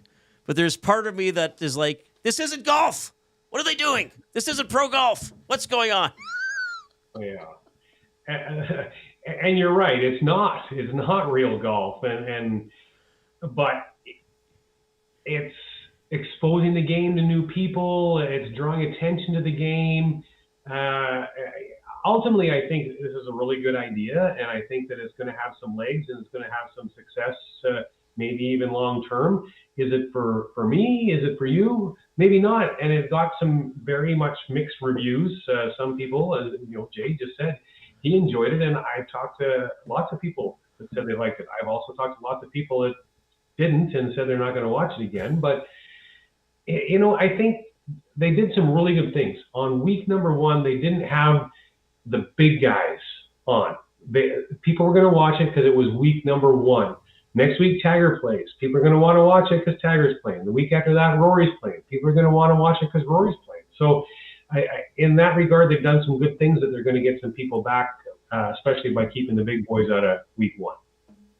What, Murray, what did you think was the most, I guess, necessary, unique part of and just let's be clear, it's called the Tomorrow Golf League, not the Golf League. We're getting corrected, of course. Well, Iwanek, you know how much he just needs to be correct all the time. So it is the Tomorrow Golf League. No, not him.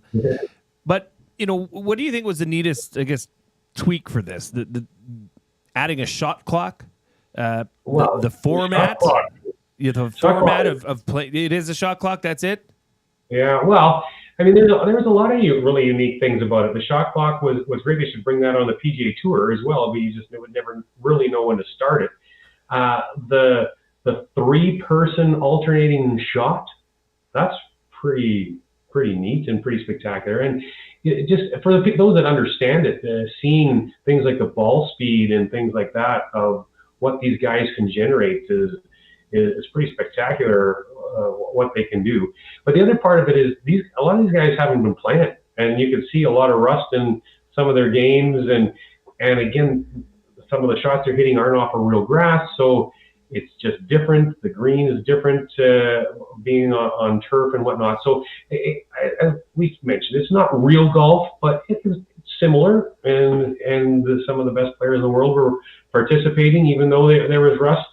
And Aberg played great, but other than that, didn't. And, the other piece to it that I think maybe it lost a little luster later on in this week 1 because it was such a blowout. They had to continue to play, but it was clear which team was winning. And if it would have been closer, it probably would have kept everyone's interest a little closer to it throughout the entire match. But I will. Sorry, Murray. I will say this. I guess I have to acknowledge the technology is impressive. That you can basically have a giant simulator and you can have a green that is programmed to change its undulations. Mm-hmm. Like, is that groundbreaking in your mind?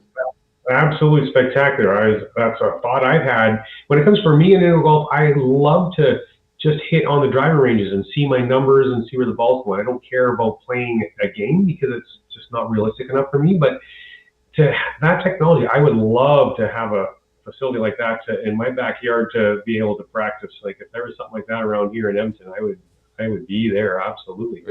That is incredible. No question.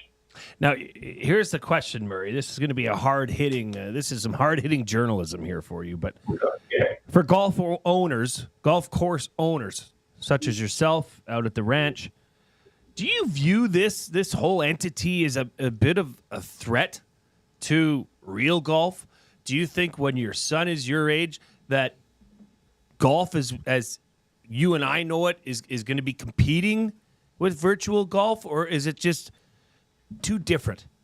I view it as completely opposite of that. I welcome it as a golf course owner and operator because it's introducing new people to the game. It's exposing the game to people that normally would never play it. And if that, in turn, it's going to certainly get a percentage of those people coming to golf courses and playing the real golf. And some of them won't. I mean, it's an entertainment thing. It's like going to a movie in a lot of ways, or it's a thing you can go and do for a couple hours with your friends and your buddies, and have a little activity while you're drinking beer and eating wings, and that's great as well. But it's certainly not going to take people away from the golf course, but it's certainly going to add people to it. Murray, I wanted to ask you, let's bring it back closer to home here, specifically out at your course, the ranch. How has this winter been? I mean, obviously we're getting a little bit of a unseasonal thaw out right now, given that it's only January 8th. How is the course wintered? What are you looking for? More snow, moist? What do you need out there to make it a tip-top shape opening come spring? Well, so far it's actually absolutely been perfect. The ideal thing is for a lot of snow really early without some freeze thaw, or rains or anything that can. The issue is ice. But because we have a big snow cover right now, this warm weather isn't impacting anything. There's no freeze thaw concerns because there's enough snow. So far this winter has been perfect. Knock on wood, it stays that way through the spring. But nothing right now has happened that would suggest that golf courses would be in poor condition come spring. That can change in the spring with a lot of different factors that could still come up, but so far so good. Let me ask you this, Murray. How often do you swing a club after the ranch closes for the winter?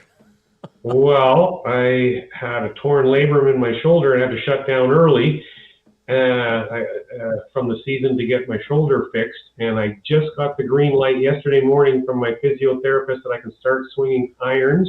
Oh. So I hit 10 9-irons and 10 7-irons today. That's my first swing since the beginning of September.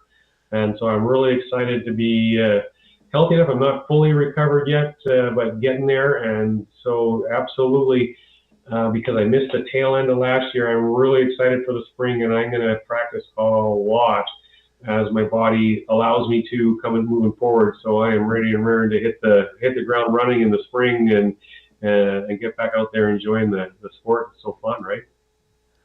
Murray, that's awesome. It's great to see you. Love having you on the show. Always love when I see you here at EST. And I was really eager to get your perspective on the TMRW Golf League. Tomorrow Golf League. Is that what I have to call it? Okay, whatever. But no, thanks for hopping on. Really appreciate it. Of course, we'll do this again, and we'll talk to you soon, my friend. Really appreciate it. All right. Take care, guys. Appreciate it. Murray McCourt from the Ranch Golf and Country Club. He's got the VIP golf show here as well. So interesting answer from him where he says, I'm not worried that this is going to take away or one day replace outdoor real golf. Well, that's for me anyways. And I would imagine there's a lot of hacks like me that are out there that play that going golfing is not about shooting this or, necessarily always about achieving your goals or lowest scores. It's getting outside, breathing the fresh air, getting some sun. Social experience. There's a lot more to it that you can only experience when you're walking around a golf course. I get, and if it gets people interested or watching in golf, so I guess the thinking of this isn't going to replace, maybe this makes somebody more likely, now I'm going to watch the Masters. Now I'm going to see these guys on an actual course, on an actual legendary course. Well, and I'll tell you, I have 3 daughters that we've put them in. They've been in golf camps for the last 2 summers. They love it. They like it. Right. They were glued to the TV last night because they just thought the holes were the layouts of the holes. There was a hole that one of my daughters said looked like one of Bowser's holes on Mario Golf. It's kind of like bringing Golden Tee golf and Mario Golf to prime time. Yeah. As you saw, sorry. No, it was encouraging to see that, hey, this is something that my daughters, oldest being 12, are interested in. There is obviously something to do with that from this Tomorrow Golf League. Well, and as we saw, the golfers didn't treat it the same way either. I mean, who was it that threw the flag in front of a hole when one guy was putting? Yeah, Ricky Fowler. And they have that flag they can throw so the hole is worth the hammer. So the one that you can throw the hammer. And so they haven't. I guess they're not selling it as real golf, but inside. Well, and they're selling it as tricked up golf. Yeah, sorry, Reid. Maybe it wasn't so bad that it was a blowout, because I think if it was a tight game and when there's tight matches and you're throwing the hammer and making a one hole worth double the points, well, that could change things dramatically. Right. So maybe this was just all we needed as viewers to ease into it, because there was a lot going on. As DJ Khaled said, historic night last night. Did he really say that? He said historic. I thought that was funny. It was the first time there'd been a match. I guess. But he said it with such reverence. He really felt it. Yeah. He believed it. I'm just going to keep calling it the Golf League. What's the one going to do? Send me a persnickety email? I like that you want to carry on with that. That's fine. We're in the James H. Brown studio. James H. Brown Personal Injury Law Firm, the heavy hitters of injury law. With over 200 years of experience, James H. Brown will get to the settlement you deserve. Check them out at jameshbrown.com today and book your private consultation. For fun coming up, we're going to have my top 3 leagues that I'd like to see after we saw the Tomorrow Golf League with its modified version of golf. And if people didn't see it, it was like hitting into a golf simulator that was the size of a couple houses, basically. Yeah, like 3 stories tall. Yeah, so it's not when you go to wherever or your buddy's got one in his garage, and it's like you're hitting into sort of a home movie screen. One other thing, too, that I liked, but I can understand why some people want it buttoned up or tightened up. They're all mic'd up. Mm-hmm. They're all talking and chatting. I like that you can get to know the players a bit more, through just their discussions and they're chirping each other. But at the same time, it was really loosey-goosey. It didn't seem... Matty said it best. Hate to say it, but Matty said it best when he said it was more all-star game-ish than it was a true competition. Yeah, that's a good way to put it. That's right? a good way to put it, yeah. And the 40-second shot clock, although I like the idea of it, that could be stretched out a bit. I felt like there was a lot of gamesmanship and just strategy taken away from the viewer because they were rushing to shoot their shot, and you didn't get the backstory as to why they were doing what they were doing, I see. and Okay. why they were selecting this club or taking this line. So maybe they could extend the shot clock to a minute. It's 40 seconds already, and it goes by. But fast. they want to play all the matches in 2 hours, though, right? Yeah, they're on a schedule. So it's a really, Oh let's my face it, gosh, it's Matthew, a you want it. made-for-TV Look event. look at I see he's just in the nasty Can chat we again. block? Can we block ourselves? We blocked the Edmonton Sports Talk account from posting in the nasty chat. If you are in the nasty chat, we want you to give us a thumbs up. We're 4 away from 100, so just do it. Finish it off, and then we'll push as high as we can. We'll push. So and Jay push. can give us the word of the day. But we've had good participation today. I know Jay has more text messages on the Oilers he wants to get to. We're going to have some fun with my top 3. We got Golden Bears forward Brett Hyland coming up. It's Edmonton Sports Talk, your clear choice for Edmonton sports.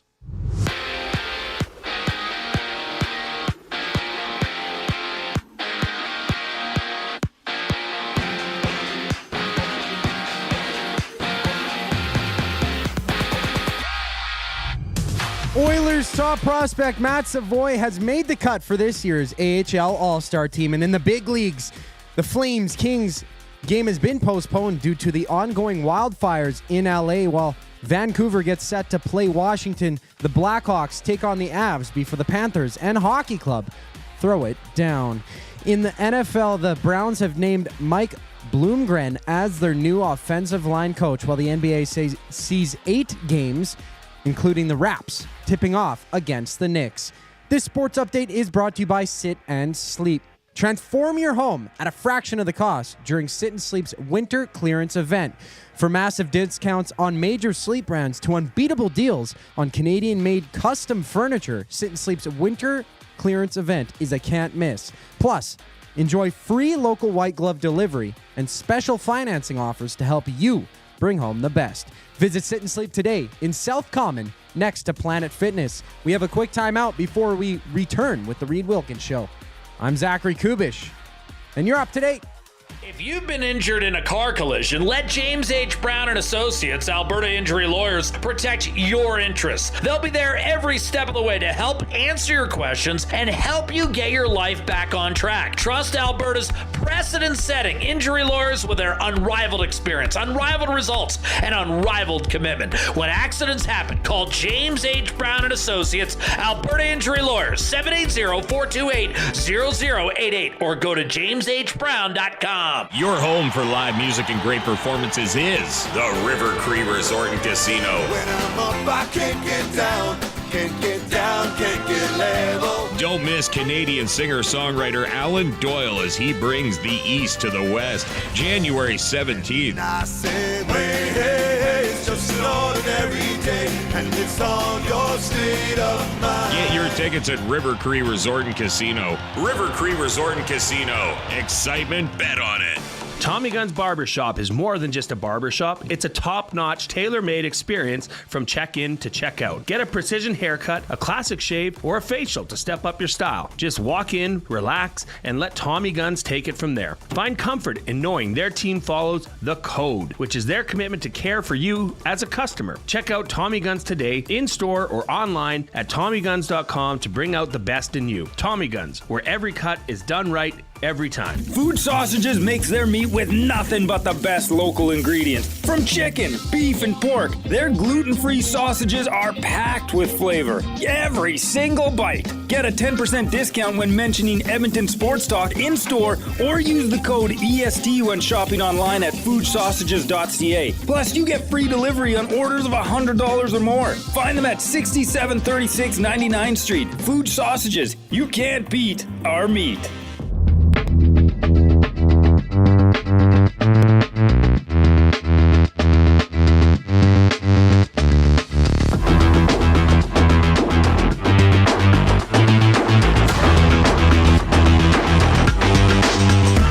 Portions of this hour presented by Alberta Tutoring.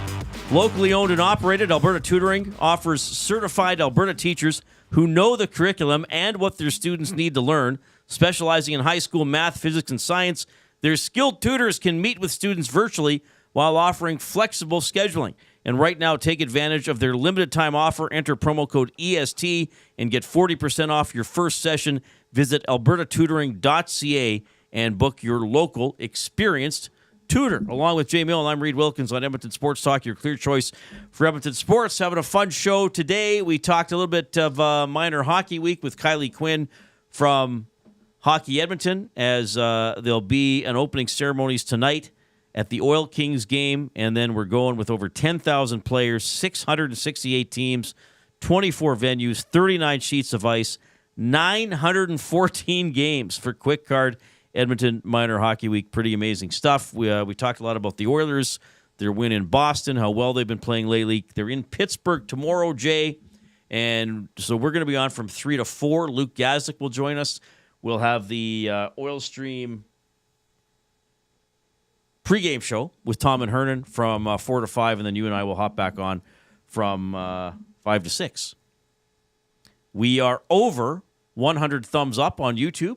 Keep it going. Keep it going. You want to get to 130 for the word of the day? Yeah, let's see what we can do. So here's what we want to ask you to do. Let two people know, hey, thumb up this show. Check out this show. Listen to these two goofballs and see what they're going to get into this afternoon. And I want the word of the day, so hopefully everybody else does as well. Dudley does come into the River Cree inbox and say PGA has the same shot time limit. A player is permitted a maximum of 40 seconds to play a stroke. Note this 40-second time limit includes the first player to play from the teeing ground, fairway, or near or on the putting green. Right. It's different in there's walking outdoor golf included. because the walking and you'll hear the commentator. This you may is hear just them much talking faster. about the shot. Yeah, no, that's a good point, and I think we brought that up off air when we were talking. Oh about yeah, and tell me there is a shot clock. that when Patrick Cantley's playing, that there's a 40-second time limit. Is he known it's for never being enforced. slow? I don't even know who's known for being slow. It's terrible. You ever seen Keegan Bradley line up a putt? Well, it's got to be different for putting. It's not really enforced. No, and if you're on the last hole of a major putting to win, You're taking whatever you want. They give you as much time as you like, I think. But that's a good. That was Dudley. Did you say? Yeah, it's a fair point for sure. This is just there's no walking. Right.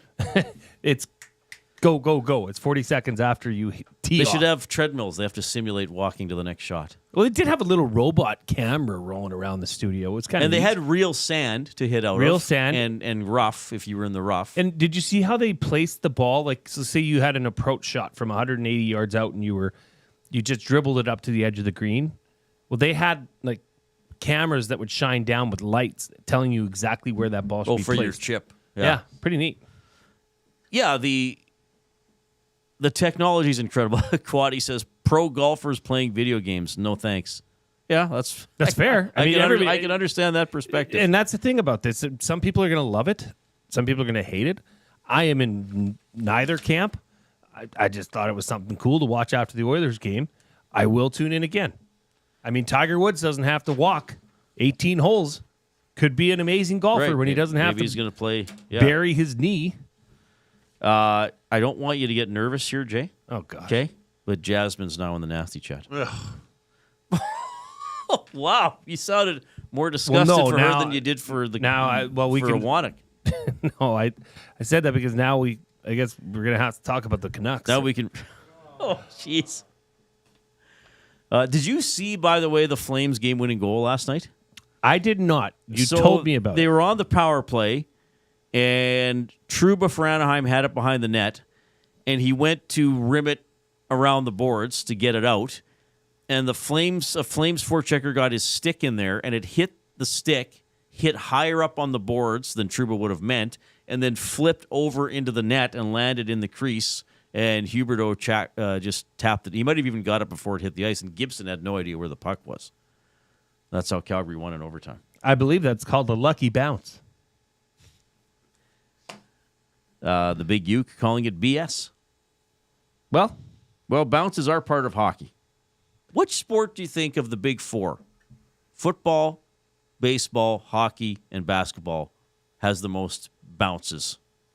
I think it's hockey. It's okay. Well, let's clarify what bounces means. That's something random. Technically, it's basketball. That's a very good point. It's called dribbling. Thank you for reminding me. Yes, technically. Yes. Where's James Naismith when you need him? I just think in terms of hockey, where something random can go against the team that's clearly outplaying the other team and could cost them the game. Football's got to be up there.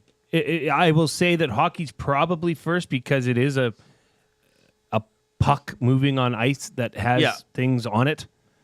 But football's got to be close second. I mean, you think of how many, when you see the super slow-mos of what differentiates between a catch and not a catch, or what's a fumble, not a fumble, I guess, are those bounces? Would you consider those bounces? No, but here would be my argument to that. Nobody in hockey is going 15-2 or 16-1 over the course of a whole season. Like in football, the better team can win if they're that much better. I mean, I think, and now hockey also has goaltending, which baseball has pitching. Well, football has defense. It's a form of stopping somebody to get the goal. True, but I mean, what I'm saying is hockey has one guy who's doing something totally different than everybody else. Yeah. I know football has a bunch of different positions, but they're all sort of interlocked. Basketball would probably be least. Well, because basketball, there's been some pretty good regular season records over the years.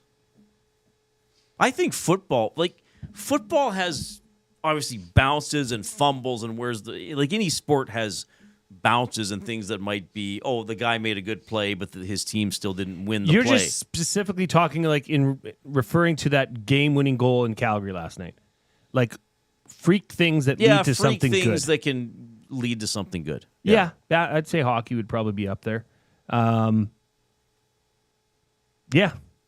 say hockey. Tell us if we're wrong. It's always a good one. Quaddy says hockey is the pro sport with the highest luck factor. There's been studies. Yeah, that's fair. The Big Uke says hockey by a mile. When was the last time you saw basketball deflect off four guys and win a game? Football would be second. Hail Marys and scrums. They have plenty of bounces. Yeah, that's fair. But I also think, in football, a better team has a lot of time to really assert themselves and usually win. True.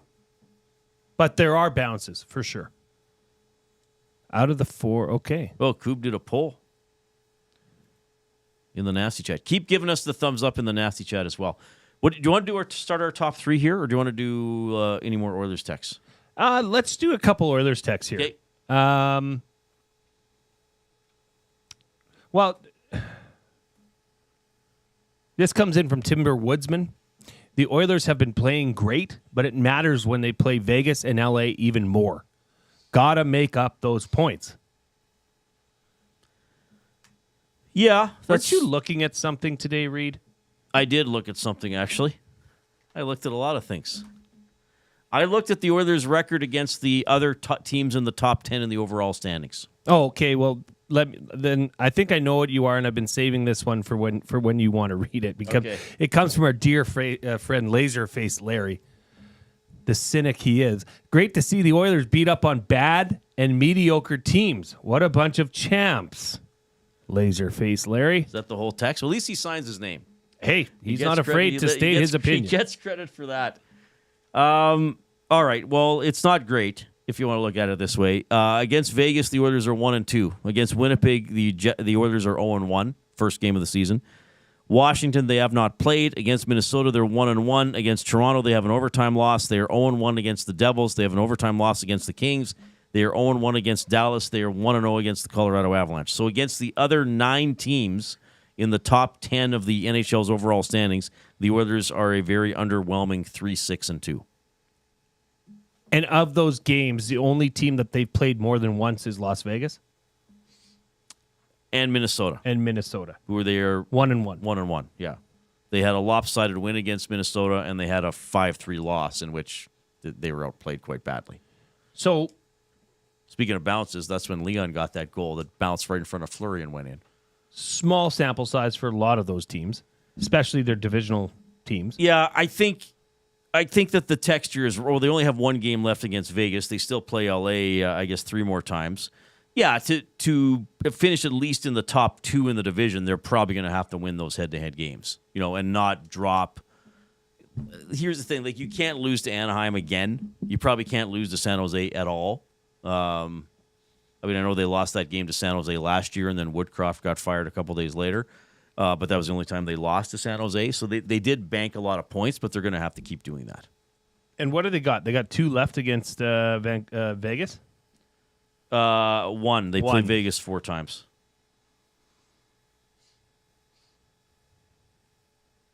And they still play Minnesota. Well, they play Minnesota next week. Is it a week from today or a week from tomorrow? They play Minnesota next week, though. And they only played a Kings twice more. Yeah. Did they not have 4 against the Kings this year?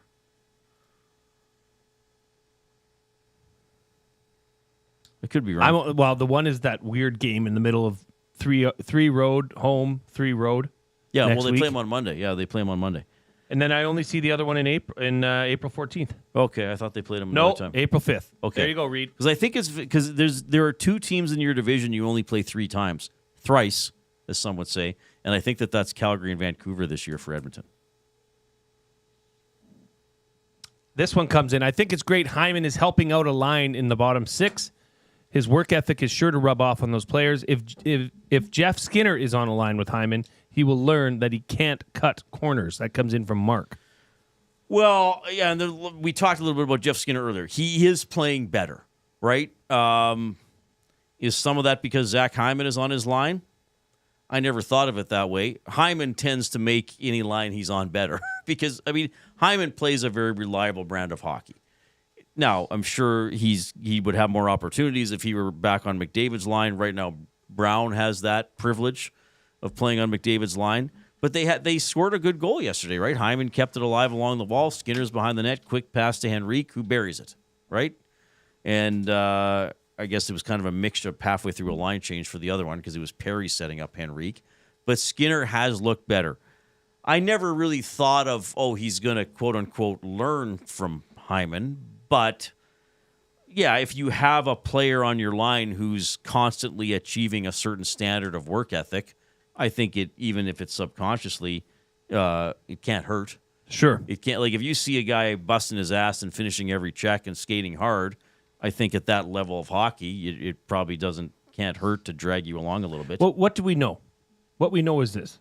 Skinner's playing better right now than he was prior to Christmas. Fair? Jeff, yes. Jeff Skinner. Well, Stewart too. Stuart Skinner too. Yeah, that could be Skinner's. Well, the whole team is playing. The first month of the season was a disaster. But let's, Okay, sorry. Jeff Skinner was the big concern, a primary concern. Right. Of the fans of the Oilers. When is he going to turn it on? When is he going to turn into the scoring machine that the Oilers acquired? He's doing more now than he was then. Yes. That's what we can confidently say. Well, and I think what's happening now, because I was concerned earlier in the season, and I said this, I thought, man, oh man, this is looking like a top-heavy team again, like a couple of the Dave Tippett coach teams. They got Leon and they got Connor, and they got to do everything. And I know sometimes Knobloch has still put those 2 guys together, and certainly the games they had in California now a week and a half ago weren't great. But outside of those, lately, it's been pretty good, and they're getting,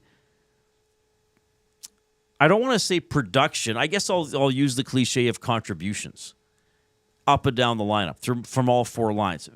Yeah, sure, every line doesn't score, but no line is going out there and all of a sudden the team's on on their heels, and then you have to put McDavid or Draisaitl out there to try just to get momentum back. It's kind of like, okay, everybody's sort of playing solid, everybody's back checking, everybody's playing detailed, everybody's making smart plays offensively. I know they've had some turnovers that have led to goals, but in the grand scheme of things, they've still been pretty rare. They've still been cleaner than their opponents. And I think that's why now you're seeing Henrique's line get a couple of goals, and they could win a couple of games without McDavid getting a point. They could win a game. I think it was a quieter game for Leon last night, quite frankly. But you can go out there and still dominate a game without Leon and Connor doing it everything themselves, because all four lines are kind of playing with some consistency and some detail and some energy. So I think that's sort of Jeff Skinner is one of the players that ties into that. What is this one? Great. Oh, my, what a handle. I believe it's, can I say it? Great ass Fraser. Right, Fraser, congratulations, first of all. Standings don't matter for this team anymore. Just get in the playoffs and then make noise. I don't care where they finish in the division. Well, and that's another attitude. I mean, the Oilers should be, what was the applause for? For the name. Oh, for Fraser's buttocks? Proclaiming the buttocks was great. Well-shaped buttocks. Yeah, congrats. That's very desirable. That is another attitude that some people have. That, and my former colleague Rob Brown used to say, I never look at the standings. I just look at how a team is playing. That is another attitude. I mean, the Oilers are now a perennial playoff team. They are a perennial, I think, contender even if they're not the highest-ranked contender. And maybe right now they should be the highest-ranked contender. But yes, they should be in the playoffs this year for the 6th consecutive season. We can fret over how they did something on December 18th or January 7th or whenever. How are you playing when the postseason comes around? How prepared are you physically and mentally and emotionally, just as important, for the grind of the playoffs and the up? And even in last year's playoffs, Jay, there were some games when it looked like, well, it's done. I remember thinking when they were down 2-1 to Dallas that they just can't figure this team out. Yep. Didn't lose a game. Now, I know they didn't win, but let's face it, they were down 3-0 in the Cup final. Look at the series. And Matt jumps in and offers a counterpoint. Not Awanek, Matt Williams. If the Oilers had home ice advantage in the Cup final last year, they wouldn't have to play Game 7 on slurpy ice. It does make a difference. Yeah. Both arguments are valid. But,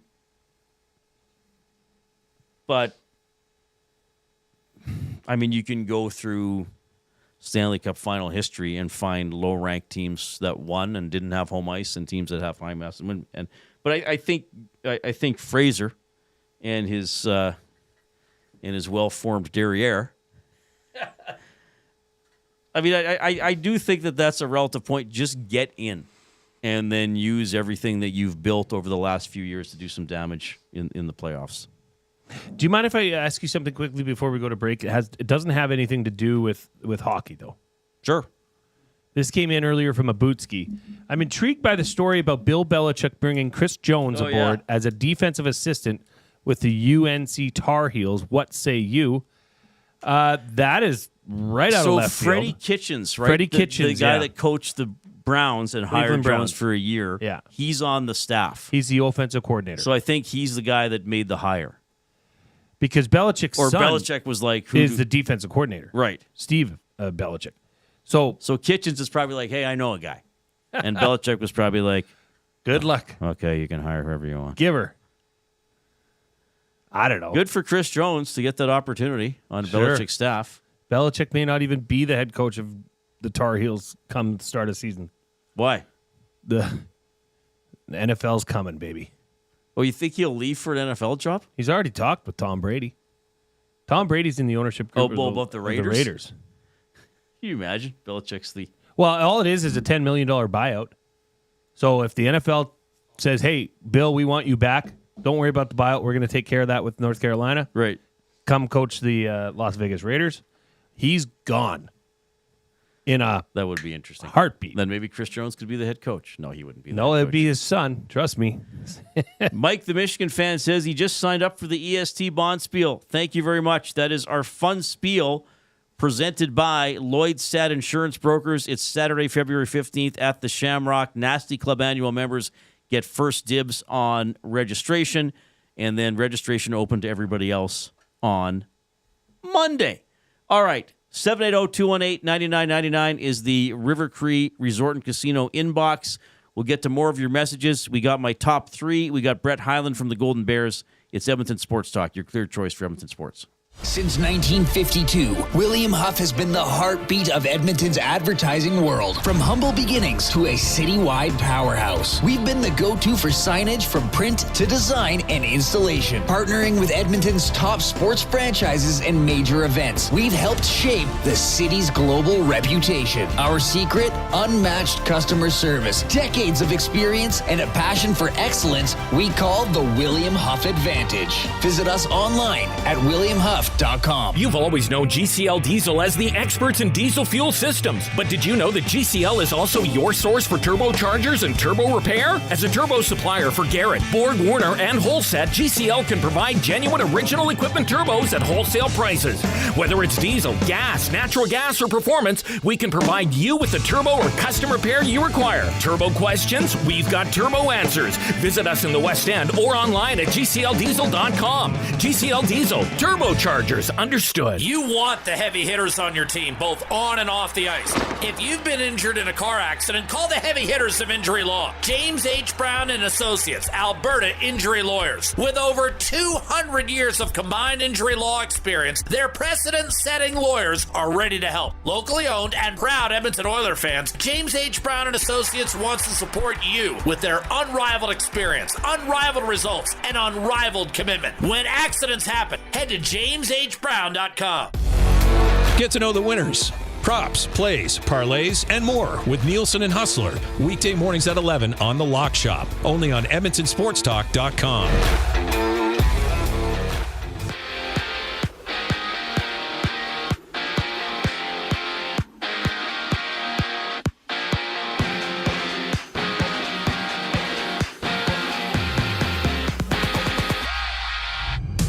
Three games fill out the NHL schedule, seeing the Avs match up with the Blackhawks. Ovechkin seeking 20 goals on the season for the Caps when he plays the Canucks before the Panthers battle the Hockey Club. In Edmonton, the Oil Kings host the Blades on a 4-game WHL slate, while the lone AJHL matchup sees Devon taking on Grand Prairie. On the court, the Raptors throw it down with the Knicks. The Bulls meet the Pacers. And the Spurs face the Bucks, having 8 games around the association. Hour 3 of the Reid Wilkins Show with Jay Milne starts right now. I'm Zachary Kubish, keeping you in the loop.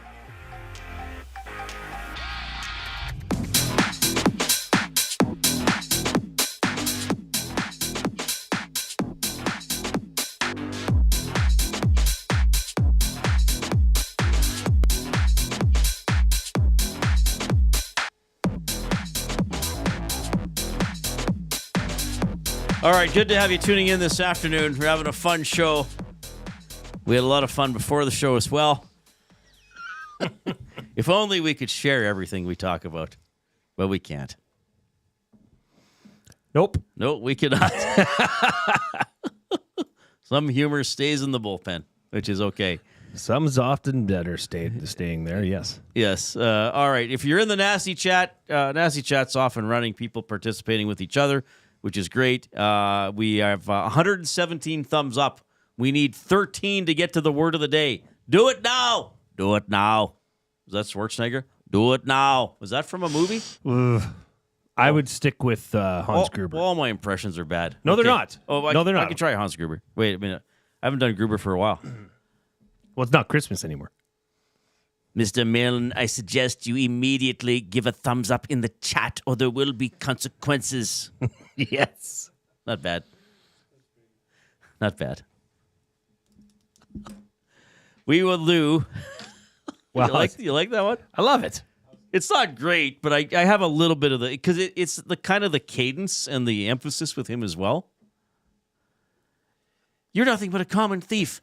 I'm an exceptional thief, Mrs. McLean, and since I'm now upgrading to kidnapping, I suggest you show me a little more respect, or a great deal more respect. I don't know. Did we ever, hammer down where he's from? I think what he's supposed to be accent that German. is? I think he's supposed to be German. Yeah. Yeah. Good movie.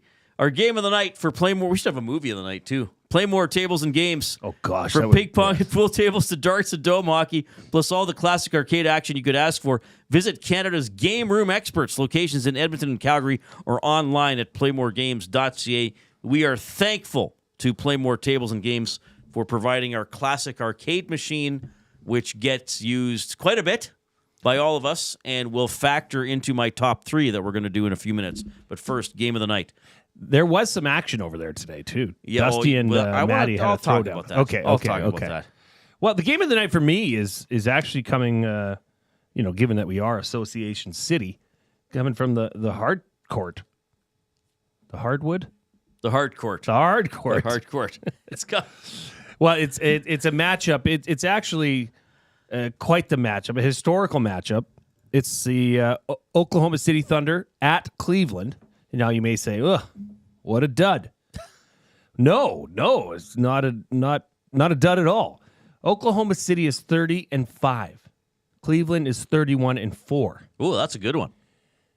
The Thunder have won 15 in a row. Cleveland has won 10 in a row. Both teams. Okay, Oklahoma City is in the West. Obviously, Cleveland's in the East. Both teams are undefeated against the opposing conferences. Thunder are 11-0 against the East. Cleveland are 10-0 against the West. This is the second time in NBA history that multiple teams have won 30 of their first 35 games. The last time it happened was in 71-72. Oh, wow. When the Lakers and Bucks did this. So one of these streaks comes to an end. That is a good matchup. A 15er against a 10er. Well, and Cleveland did have a 15-game streak earlier in the year. Oh, wow. So these are two juggernauts going head-to-head.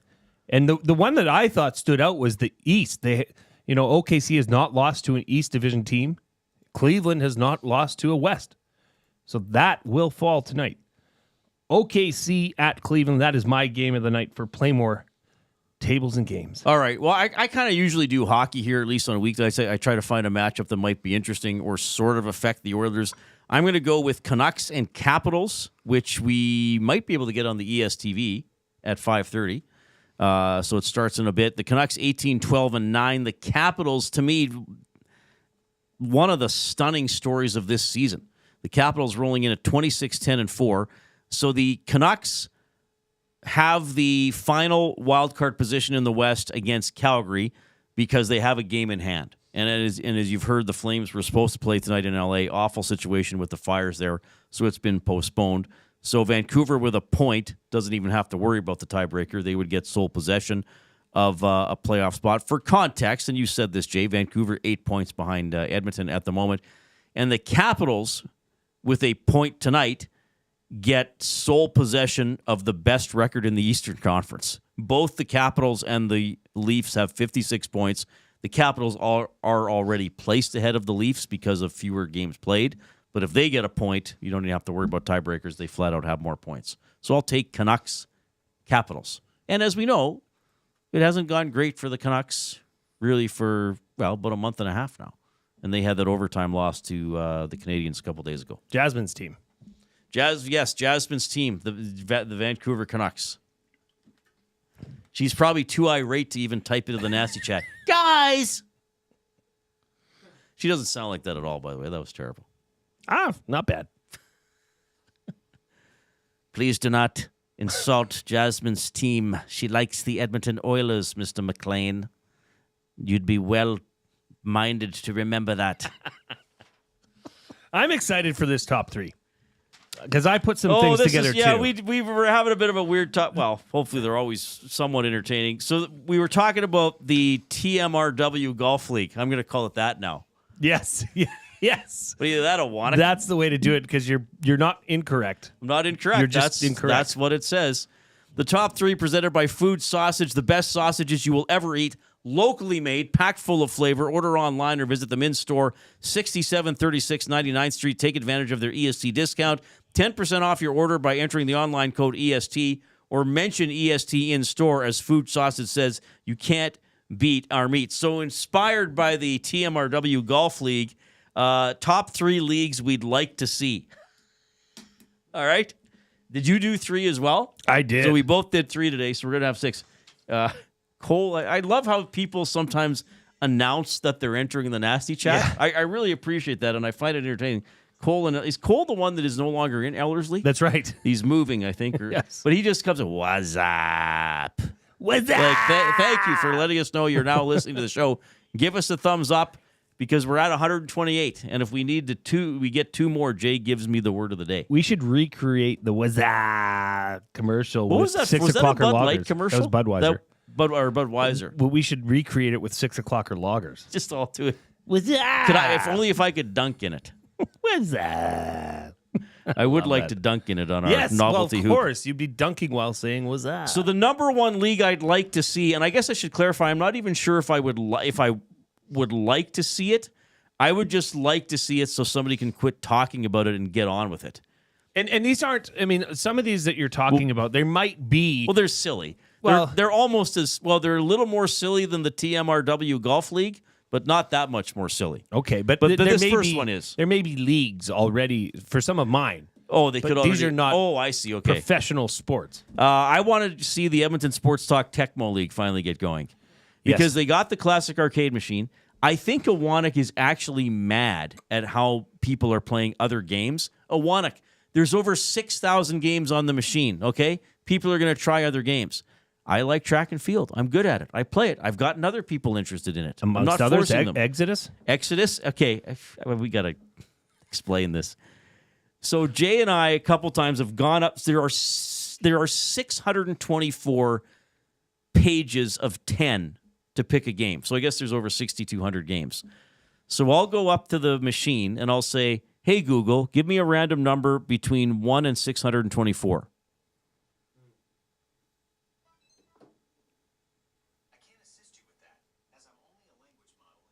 Oh, that's Coob's phone. So, Coob, I was doing it, and you played it over top of mine. No, his phone picked up on your announcement. Yeah, thanks, Reid. Oh. Anyway. So it gave the it number. gave us a page, and then I say, give me a random number between 1 and 10. So we got selected, it's selected for us, this game called Exodus, in which you play as Moses, and you have to answer Bible trivia in between the levels. It's incredible. And it's actually a good game. It's fantastic. It's quite a challenging game. You have to answer questions about Pharaoh and Moses. And Moses being thrown in the river or something. Not thrown in the river. But you have to, it's Pac-Man-esque, but you're kind of cutting your way through some sort of vines or bramble, and then you're releasing people who are chasing you, but you can push boulders on top of them, but you have to make sure they don't fall on you. It's actually kind of challenging. I've only made it to level 4. It's called Exodus. Anyway, so I just want to see the EST Tecmo League get going, because Awanak is so hyper about it. Like, oh, Tecmo this, Tecmo this. Him and Dustin played today, just an exhibition game, in which I should say Dustin cleaned his clock. Ooh, it wasn't even close. And then Awanak's like, oh, it's exhibition. You know, I wasn't. I don't know. I wasn't calling plays. I think he just took that punting all the time. He took that to heart, that loss. But anyway, like there's a lot in the works. Get on with it and play it. There's a lot in the works, Reid, to go with your Tecmo League. Or are they Super Tecmo? I forget. I know it's NES. I don't know which one it is. I know it's Yes. NES. But they've already ordered pieces that this will be something that will become live streamed, that they are going to make sure that you, the Nasties, can watch these matchups. So there's a lot coming behind this. This will be something soon enough, Reid. By the way, word of the day will be done later. Yes. We're well over 130 now. Let's see if we can get to 150, everybody. Yeah, let's bump it up. Do you want to give yours? So my first one, and this just, it came from like these first-person shooter games are so, they're good games. They're classic games. I'd like to see a form of that on a professional league. So some sort of a professional paintball league. Oh, that's a good idea. Where but the proper cameras are there, like on the nozzle of the paintball gun, so you can, zoom in and see the targets. I think that would be electric for about 20 minutes. Then I'd probably never watch another episode. Well, you like to see it for a few minutes. Yeah. Professional paintball league. All right. I would like to PPBL. Or PPBL. The PPBL. What are you doing? Just watching PPBL, bro. Sorry, what are you watching? Watching PPBL. What are you watching? PPBL. I don't know what you're saying. Is it something at Pebble Beach? Are you watching golf? No, watching PPBL. PPBL. Is that a band? What is that? Professional paintball, bro. League. Leave me alone. I'm watching. It's in high def. Yeah, everything's in high def. Okay. I would like to see. I would like to see the two-way football league. So I want to see Lamar Jackson, Patrick Holmes, Tyreek Hill, Bosa, Watt, and I want to see two-way football. So one of them Maybe has it's to go play flag quarterback. but not just certain players. Everybody plays two-way. You know what they'd call that? Flag football. No. Six-man football. The Iron Man Football League. Oh, that's a good idea. That would be a great idea. The Iron Man Football League. Yeah. You play both ways. Like it could almost be a version of NFL Street. Remember that video game? Yes. I think guys played both ways in that Yeah. one. Oh, yeah. That was a great game. I'd love to see something like that with the top end guys. Of course. You know, like, again, have Lamar Jackson. Okay, he's playing quarterback, and then the other team gets the ball, and Lamar Jackson has to cover Tyreek Hill. Yeah, he'd be at cornerback. Imagine like Lamar Jackson has to cover Patrick Surtain. Sure. Or something like that. So that would be fun. The two-way football league. Coob, if you want to throw up that vid. Oh, we got the video here. Yeah. I don't know what this because is. I asked Reid about this, if he'd ever heard of it, and he looked at me as if I was talking another language. Because I feel like you thought I would know what it was, but I didn't, or I've forgotten. It's one of those things where you're too close to it, and you know it, that it just doesn't make sense to So anybody close else. to it. So what I would like to see is an extreme skijoring league. Okay. So skijoring is where you're going through. There it is, the video here. You're behind a horse. And you're on skis? You're on skis. So it's like you're going through a slalom track where the horse is driving down the middle. I do not know of this sport. And you're behind. It's like water skiing, but it's so horse someone's powered. riding the horse. Yes. And then you have to hit certain markers as the skier. Yes. This is called skijoring. Skijoring. Did you see the went flames? There was fire on one of the shots. If you're watching on YouTube, that appeared to be actual fire. And I mean, you get some speed going here. I would watch that on TV at least for a few minutes to see what happened. Okay, so is that in North America or is it in Europe? Oh no, this is in North America for sure. My third and final one. This is for food sausage. Top 3 leagues we'd like to see. So mine, I'm just calling the offhand league. So I want to see a pro golfer who's right-handed play left-handed. I want to see tennis players play with their opposite hand. So not sports specific, just... Well, I'm mostly thinking golf or tennis, the offhand league. Well, I guess you could do it in hockey. Hey, let's do 3-on-3. You got to shoot the other way. Goalies, you got to catch with the other hand. Billiards? I was not thinking of billiards. It's hard to shoot or with your offhand. Snooker. Darts, 140. Have a dart, bud. 79. My buddy and I used to do that. If the guy was over 100, the announcer was excited. Below 100, it'd be like, 102. 98. My last one would be quite simple to understand. Contact soccer league.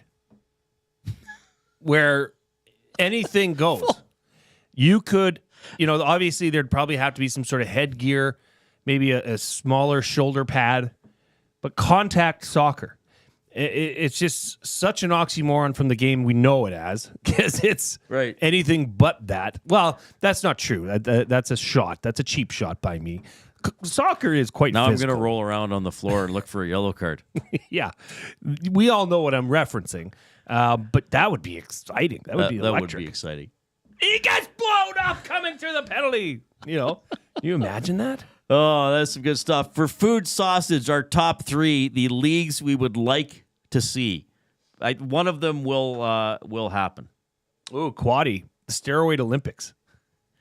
What does Colin Ellerslie mean? It's 180? I don't know. Did I give a wrong?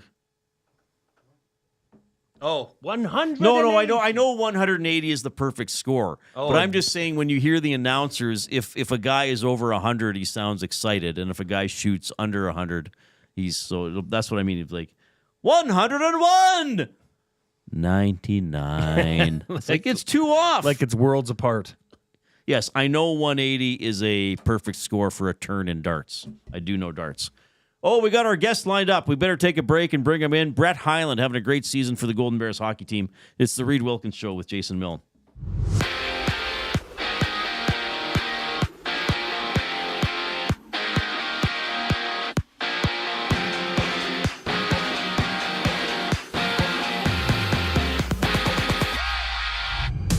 Oilers prospect Matt Savoy has been named to the Pacific All-Star team in the AHL, while the NHL has Ovechkin sitting at 19 goals. Entering tonight's game against the Canucks, Utah hosting the Panthers with the Avs Blackhawks opening up the night. At home, the Oil Kings face the Blades on a 4-game WHL slate before Devon visits Whitecourt for the lone AJHL matchup. And the NBA sees the Raps playing the Bucks. Clippers meeting the Nuggets, while two Giants throw it down with the Cavs and Thunder hitting the court. Brett Hyland, Golden Bears forward, joins us on the other side of the break. I'm Zachary Kubish, and you're up to date. Wake up with the Nielsen Show with Dustin Nielsen and Lieutenant Eric. Weekday mornings 6 to 9 on EdmontonSportsTalk.com. Make a fresh start in the new year with Sentinel Storage. With convenient locations near you, Sentinel Storage is here to help you make space for everything 2024 holds. Sentinel Storage. Shop Canadian, store Canadian. Try 4 weeks free. Visit sentinelstorage.ca. Edmonton Sports Talk delivers a mass audience of key, influential customers to your business, all while you associate your company brand with the biggest names, the hottest sports news, and teams from every league around the globe. Oilers and Elks, NHL, NFL, Major League Baseball, and the association, Formula One, soccer, golf. Oh, sweet mama! The excitement is palatable on Edmonton Sports Talk. It's where fans go to get their sports fix and where our partners find the most loyal consumers. Contact us today and see how our team on Edmonton Sports Talk can score the biggest goals for your business. With various advertising options available, email business@edmontonsportstalk.com or head to our website and send a message at edmontonsportstalk.com. Book your holiday party at the CBH today. The Canadian Brewhouse is your ultimate destination for events, parties, fundraisers, and more. 'Tis the season to celebrate. Visit and book now in-store or at thecanadianbrewhouse.com. Hey Edmonton, ready to take advantage of lower rates and better pricing? South Fort Chevrolet in Fort Saskatchewan has you covered. From rugged trucks to sleek SUVs. And with over 40 years in business, you can trust that you're getting the best deal on your new ride. As the proud title sponsor of the Nielsen Show, EST listeners can drive a little to save a lot with South Fort Chevrolet's transparent pricing and down-to-earth sales team. Visit us today in Fort Saskatchewan or online at southfortchev.com.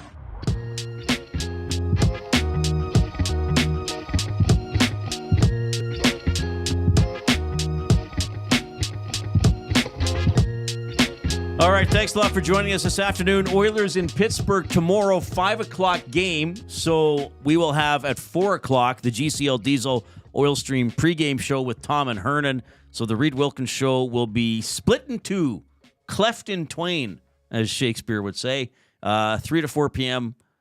and then 5 to 6 p.m. All right, Golden Bears hockey team having a great season. They are 14-4. Home and home with the Dinos this weekend in Calgary on Friday. Home at Claire Drake on Saturday against the UFC. And I'm pleased to welcome one of the top guns from the Golden Bears this season. Forward Brett Hyland is checking in. Brett, you're on with Reid and Jay. How are you doing? I'm doing great. Thank you guys for having me. Thanks a lot for making time for us. It's always good to talk university sports. And the Bears are doing really, really well here. But we want to get to know you a little bit as well. Born and raised in Edmonton? Yeah, that's right. I'm about just 5 minutes from Claire Drake. Grew up like 5 minutes away, so coming back to my roots here. Okay, so did you go to Bears games when you were a little guy? I probably went to one or two. I don't remember going to many, which is surprising. I don't know why I didn't, but no, I didn't go to many as a kid. All right, so coming up through the Edmonton minor hockey system, and minor hockey week starts on Friday. Any minor hockey week memories for you? Minor hockey week, as a kid, that was probably some of the best time. Yeah, they go to overtime. Probably in the finals, overtime against St. Albert for me. I was White Mud West, and they do like 5-on-5, 4-on-4, 3-on-3, all the way down to 1-on-1, which I thought was always so cool. That was like the funnest part of minor hockey week, and we got down to 1-on-1, and I ended up getting out there. I ended up getting scored on. Guy pushed it on me off the face-off, and he ended up burying it, but still one of my funnest memories, I'd say. All right, and as you got older, obviously you became a pretty elite player. You wound up spending a good chunk of your time with the Brandon Wheat Kings. A lot of good history there when it comes to the Western Hockey League. How would you sum up that experience in Brandon? Like home, honestly, like home. It was a small town. Everybody kind of knew you. I had great billets, great people around me, and it was, again, just a small town and just a different experience than like a bigger city like Edmonton. You're 2 minutes away from all your friends and stuff like that. And like I said, kids look up to you, and you're kind of a role model for around town. And it's just it's an established organization, so it was fun playing for them. And I believe some of the longest bus trips in the Dub, would it not be? I didn't mention those. Yeah, you said keep it brief. I could have got into the bus trips. Yeah, that part was. Yeah, that was a bit of a worst part of it. But longest bus trip probably like 20 hours, something around there, over to Portland, BC, stuff like that. Our closest one, other than Winnipeg, was probably like 4 hours. So we'd be day tripping that. Those are always rough, but it's a good way to get to know the fellas on the team. Yeah, well, but you didn't have Winnipeg the whole time, though, right? No, actually, no, I did. I did. You overlapped with them? Okay. Yeah, but my first year was like during the bubble season when COVID just hit, so it was kind of like a weird year, and then Winnipeg kind of got introduced then too. So, yeah. I got to jump in here just because a 20-hour bus trip. What does that entail? I mean, I've been on a few bus trips, but not near that length. I mean, are we playing complete series of movies, trilogies? What are we? Card games, Monopoly? What do you got? It was a lot of card games. Just a lot of making up randoms. A lot of fights in the back, honestly, like playful fights, guys wrestling, stuff like that. You're on a bus with guys for 20 hours. Like it's gonna get rowdy sometimes, which it did. And guys got to go to the bathroom, so that'd be probably the worst part. It'd heat up, and the engine's right there at the bathroom too. It'd heat up all that guck, and yeah, it was that part was awful. But yeah, a lot of card games, a lot of hearts, stuff like that. Right on. Well, we appreciate your honesty. Thank you very much for that. Yeah, of course. Yeah. So, and then you were drafted by the Capitals, and were you not in Capitals camp this year? Can you tell us about that experience a bit? Yeah, so I was drafted my third year of eligibility, actually. So I went to their camp last year and this year, started this year. I was signed with Hershey in the summertime. The plan was to go to camp. I was going to make Washington Capitals. That was my mindset. And if not, go play Hershey, stuff like that. But I did go to camp, yeah, before I came here. And what was it like? I mean, were you around Ovi? What was the whole experience like? Yeah, so funny story, actually. When I got drafted to Washington, it was pretty cool. Like, I've been a big Ovi fan. I got his picture, life-size picture on my wall and everything. And so I got to see him up close in person, met him a little bit, actually. And he kind of just walks around, chest popped out, just slow moving. It was pretty cool to see. And Carlson, guys like that, Oshie. Yeah, really cool. All right, so what about ultimately the decision to commit to the University of Alberta? And I assume, as a drafted player, probably other schools were after you as well? Yeah, there were some other schools after me. Like during my 20-year-old season in Brandon, I'd have lots of calls with schools and stuff. And I got a really good sense from U of A. Like I said, I signed with Hershey. But if I was to choose a school, it was always going to be U of A. As for my decision, it was under some like pretty uncontrollable circumstances that I ended up coming back, some family stuff. But after I got over that and finally got in here, I think it was actually like the best thing that could have happened for my hockey career personally. I mean that honestly. But yeah, it was always U of A. Coming to the Bears from Brandon, obviously there's a lot of WHL players that play in U Sports, but what's the biggest difference from WHL hockey to U Sports hockey, specifically, I guess, Canada West hockey? I would say probably the biggest difference has to be like the strength and size of guys. Like when you're battling in the corner, guys, it's tougher to get guys off the puck. They're more mature in that area. The speed is pretty similar, I would say, but if not a little bit faster here. But yeah, definitely the strength and moving guys off the puck and battling for net front position, stuff like that. That's got to be the biggest difference for sure. Well, and you've been a good contributor for the Golden Bears. In Canada West play, you got 8 goals in 12 games. I think you missed a couple hurt, right? But you might have I missed a few games there. Missed a few games. I was able to go the 2 games first semester. You were hurt for one of them. You scored against the Huskies. When I went earlier in the season, I think Chagall dug it off the wall, and you just fired it in from the top of the circle. And then somebody said to me that's how you shoot. Are you sort of known for your shot? If you had to sum yourself up, because I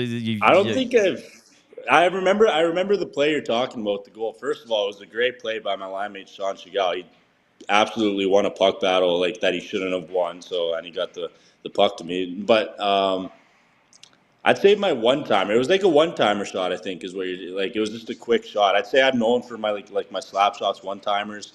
I'd say I just have a good shot in general, but just something I tried to do more is getting the puck off quick. This is what it did, and it's been working.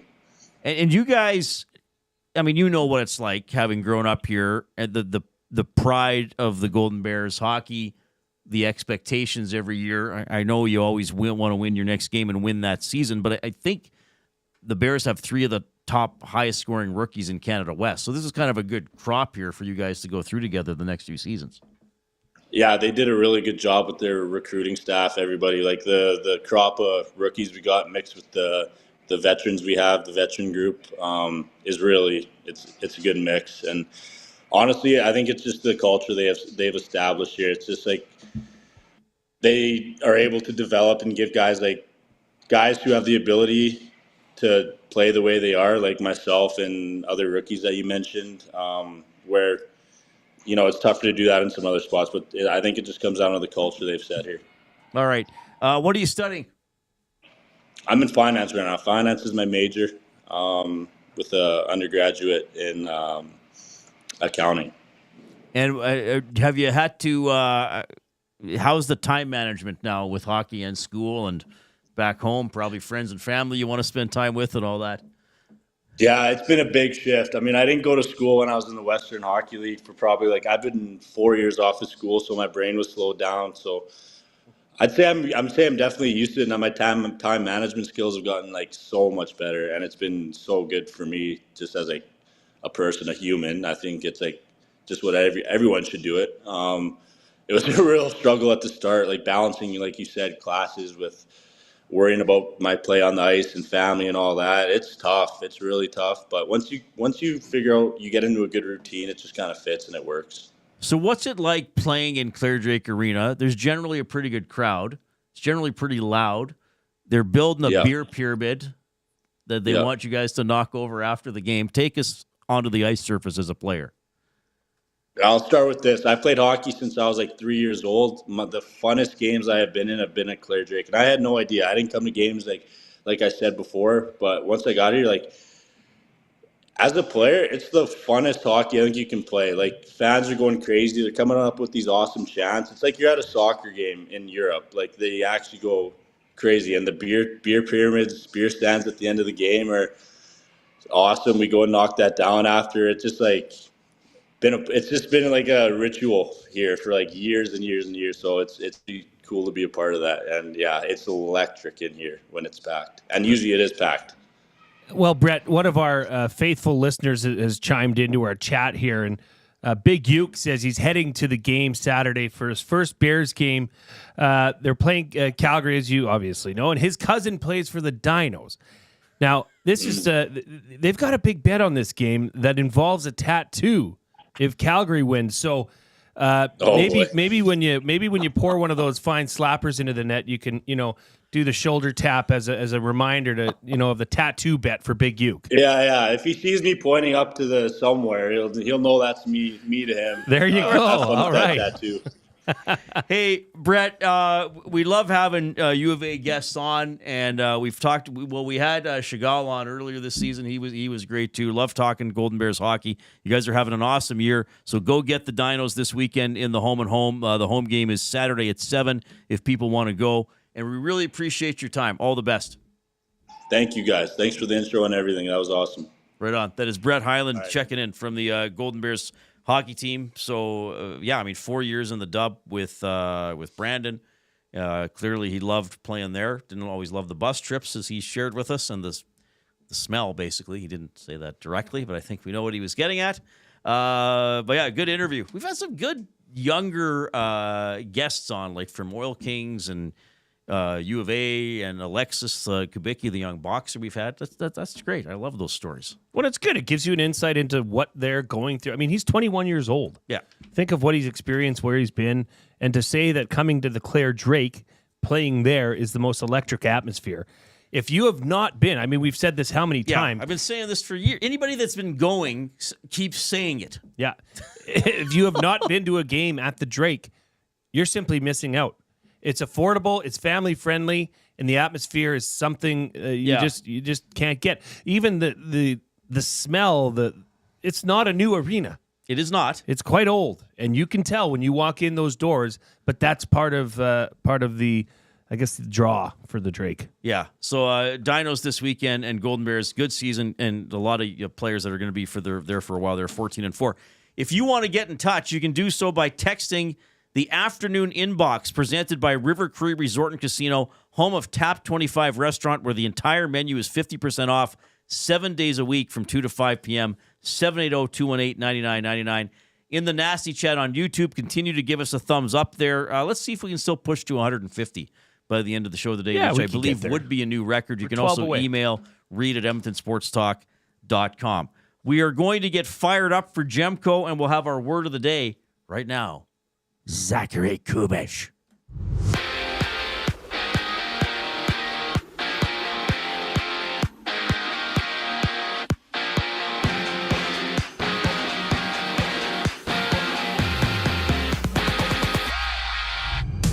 Oilers prospect Matt Savoy has been named a Pacific All-Star in the AHL as a member of the Condors. And 3 games dot the NHL slate, with Colorado playing Chicago and the Canucks Capitals going at it in just a moment before the Panthers battle the Hockey Club. And right now in the NBA, the Bulls trail the Pacers 27-18. The Cavs are down 26-22, while the 76ers hold the Wizards 30-26. Seeing all of those games entering the second quarter.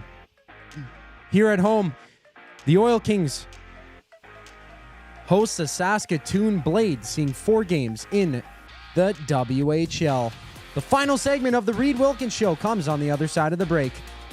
I'm Zachary Kubish, and you're up to date. Your home for live music and great performances is the River Cree Resort and Casino. When I'm up, I can't get down, can't get down, can't get level. Don't miss Canadian singer-songwriter Alan Doyle as he brings the East to the West, January 17th. I said, hey, it's just an ordinary day, and it's on your state of mind. Get your tickets at River Cree Resort and Casino. River Cree Resort and Casino. Excitement, bet on it. Looking for a winning strategy for your retirement? Contact me, Joaquin Gage at K4 Financial, where expertise meets dedication. I will always look for a careful approach to your retirement, ensuring your financial future is secure. From tailored strategies to clear, actionable advice, I'm here to guide you every step of the way. Don't leave your future to chance. Get in touch with me, Joaquin Gage, today at k4financial.ca or email joaquin.gage@k4financial.ca to start planning for a brighter future and a more secure retirement.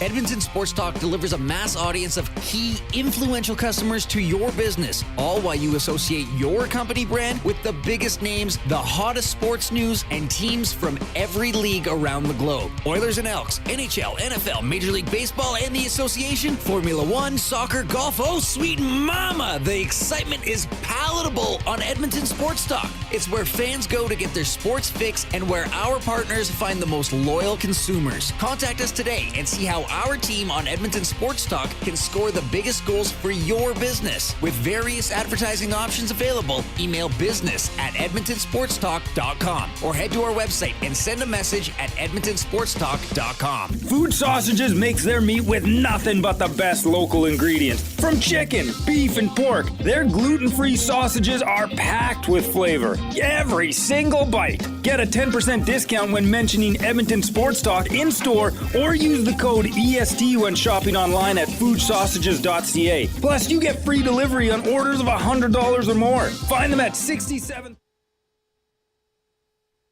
You can't beat our meat.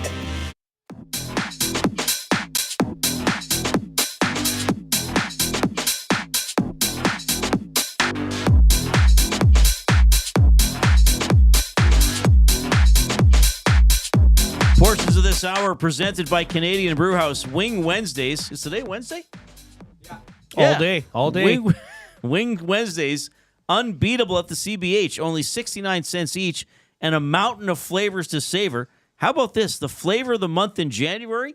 Passion fruit habanero. Get out of here. I can't even imagine what that would taste like. I'll have to try it. Passion fruit habanero? Do that wing thing every Wednesday at the Canadian Brewhouse. Passion fruit habanero. I have had habanero. It's hot. I would love to have a wing night. It's been a long time since a good old-fashioned Wednesday wing night. Yeah, I never go out anymore. Kind of a curmudgeon, huh? Yeah, I'd love to eat anything out of my house. Maybe you and Yellow I, snow. just a couple dudes, go out for some wings next Wednesday. Actually, Wednesdays suck for me. Oilers. Yeah, and I go straight from here to South Edmonton. Yeah, you're a busy man. To take in 2 basketball games tonight. Tonight? Oh, congratulations. Yep, and tomorrow night, my oldest is in a tournament.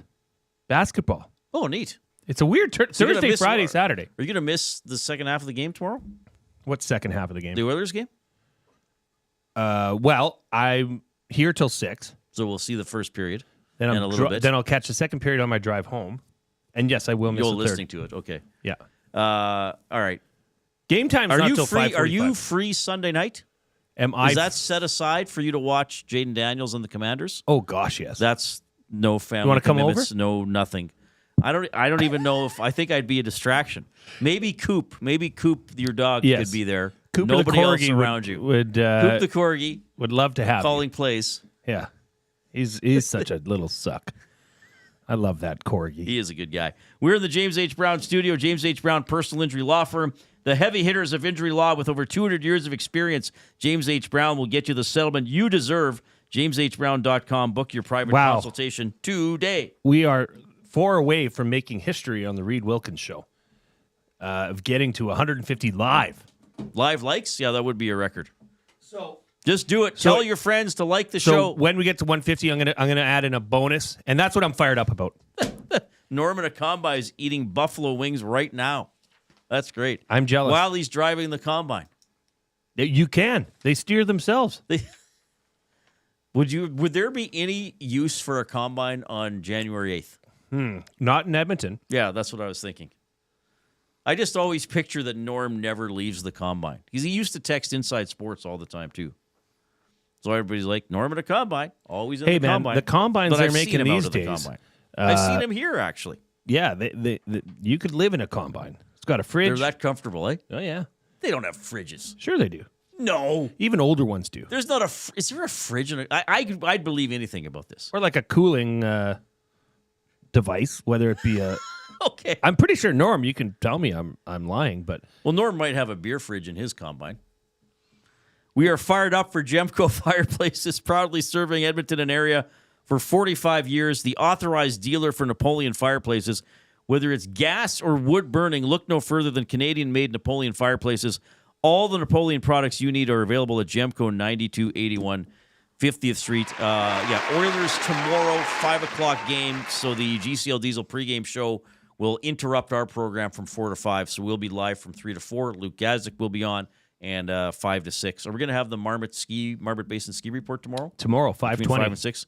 We got 150 thumbs, which is incredible. Thank you for your... Like, if somebody just tuned in and heard me saying thank you for your thumbs, they'd be like, what is this guy? What is this show? Who is Edmonton Sports Talk? Wilkie Lecter? Are they cooking thumbs on the Napoleon grill? That's where I got my grill from. It's from Gemco. The smoker? Yeah. Or the grill? What do you call it? Well, I got a barbecue and a smoker from there. Oh, nice. And I redid all my shop and barn heating from Gemco. You have a lot of stuff. They have indirect heaters, beautiful units. You know what that is? Nope. So a forced air furnace, you'd know what that is. It's in your house. That's a furnace. Yeah. That's what I call my furnace. Yeah. Well, I call him Fernie. You would. You would have a name for your furnace. Indirect heaters are just a tube of mountain or magma. Moltenous magma. Moltenous magma that is then directed down with tin. So it directionally heats whatever it touches. Oh, neat. So if you have your lawnmower parked in there, it uses heat to create what's the word I'm looking for? I don't know. Heat pockets? Ah. Hot pockets? Pop-Tarts? They're nice. Because in shops and barns, there's a lot of holes. So forced air would just squeeze out of them. How do you heat your shop? Magma, bro. Magma, bro. That's great. We are fired up for Gemco Fireplaces. We've got 152 thumbs up. Thank you, Nasties. All of you are very incredible and very supportive. I'm gonna give a bonus word of the day. Okay. We do have Vancouver, Washington. I love the ESTV that an anonymous nasty gifted us for Christmas, which was quite incredible and remarkably generous. So Vancouver and Washington playing there. It's nice to be able to watch a live game. Are we going to have... No, we won't be able to watch... Well, there's a Monday night playoff game this week, but I think it starts a little after we're done. The Rams and the Vikings. Yeah. But the Rams are going to win. Well, tomorrow we'll be able to watch the start of the... Oh, the bowl. There's bowl. a semifinal tomorrow. Mm-hmm. Which one is tomorrow? I can't even... I don't even know. I can't remember who's left. Texas is left? Yeah, it's Texas, Ohio State. And then the other one is Penn State and...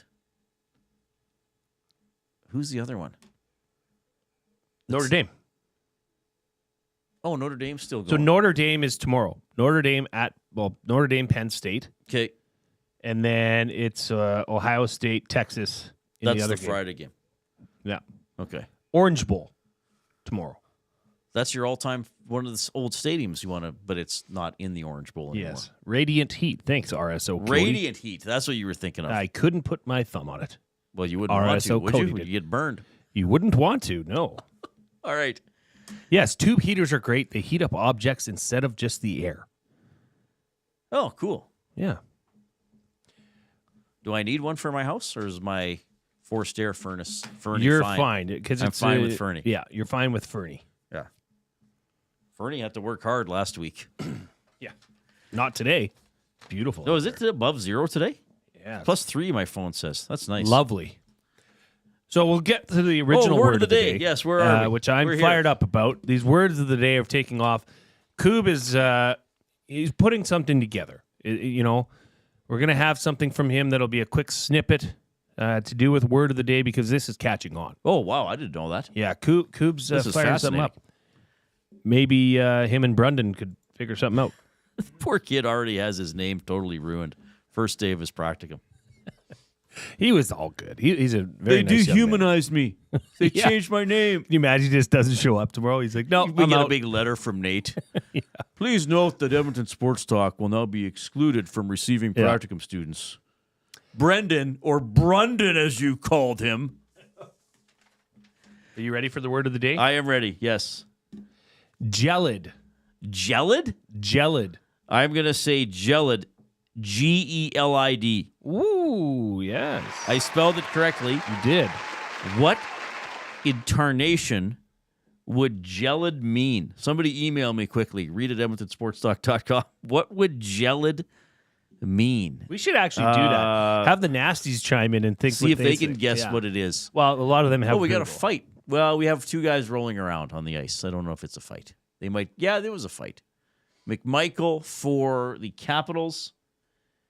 And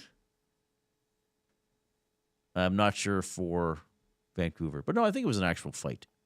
Who is that for Vancouver? That guy. It is that guy. They're disgusted with each other. Oh, Sherwood, of course. This isn't one of those fights where they're saying, "Hey, buddy, thanks for the fight." I think they're legitimately a little angry with each other. There's some angst.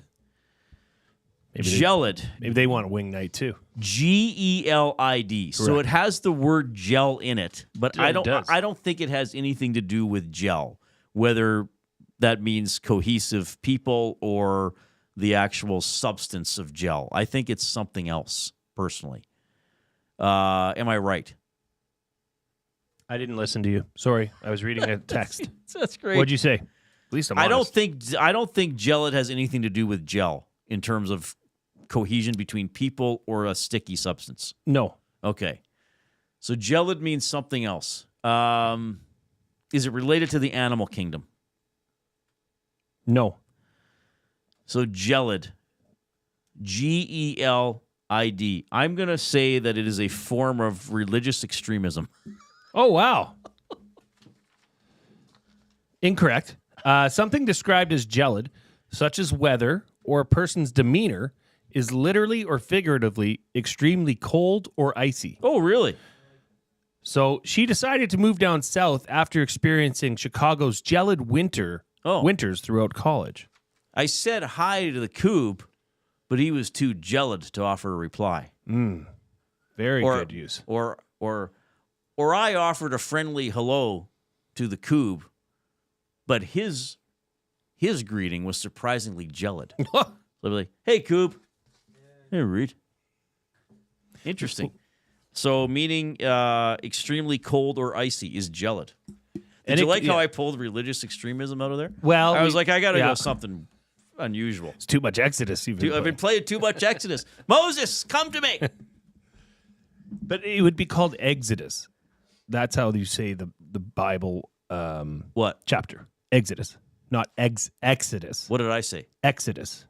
Exodus. Am I saying it wrong? There, now you got it. Oh, okay. Bonus word time. Okay. Abstergent. Oh, jeez. Abstergent. All right. I think this one is pretty straightforward to spell. Abstergent. Absturgent. Oh, that's wrong. Okay. You were very close, though. Abstergent. Abstergent. Oh, there's another E instead of the U. Yeah, you had a U. Abstergent. Okay, so you should be able to figure this out, but, well, I don't know. It rhymes with another word that it's commonly somewhat rhymes with that has the same effect. Well, I don't know if that helps me. What does the prefix ab usually mean? I don't know. On top of, maybe? I will say this is... Oh, man. It combines abs, meaning away, and the Latin root tergere. This means...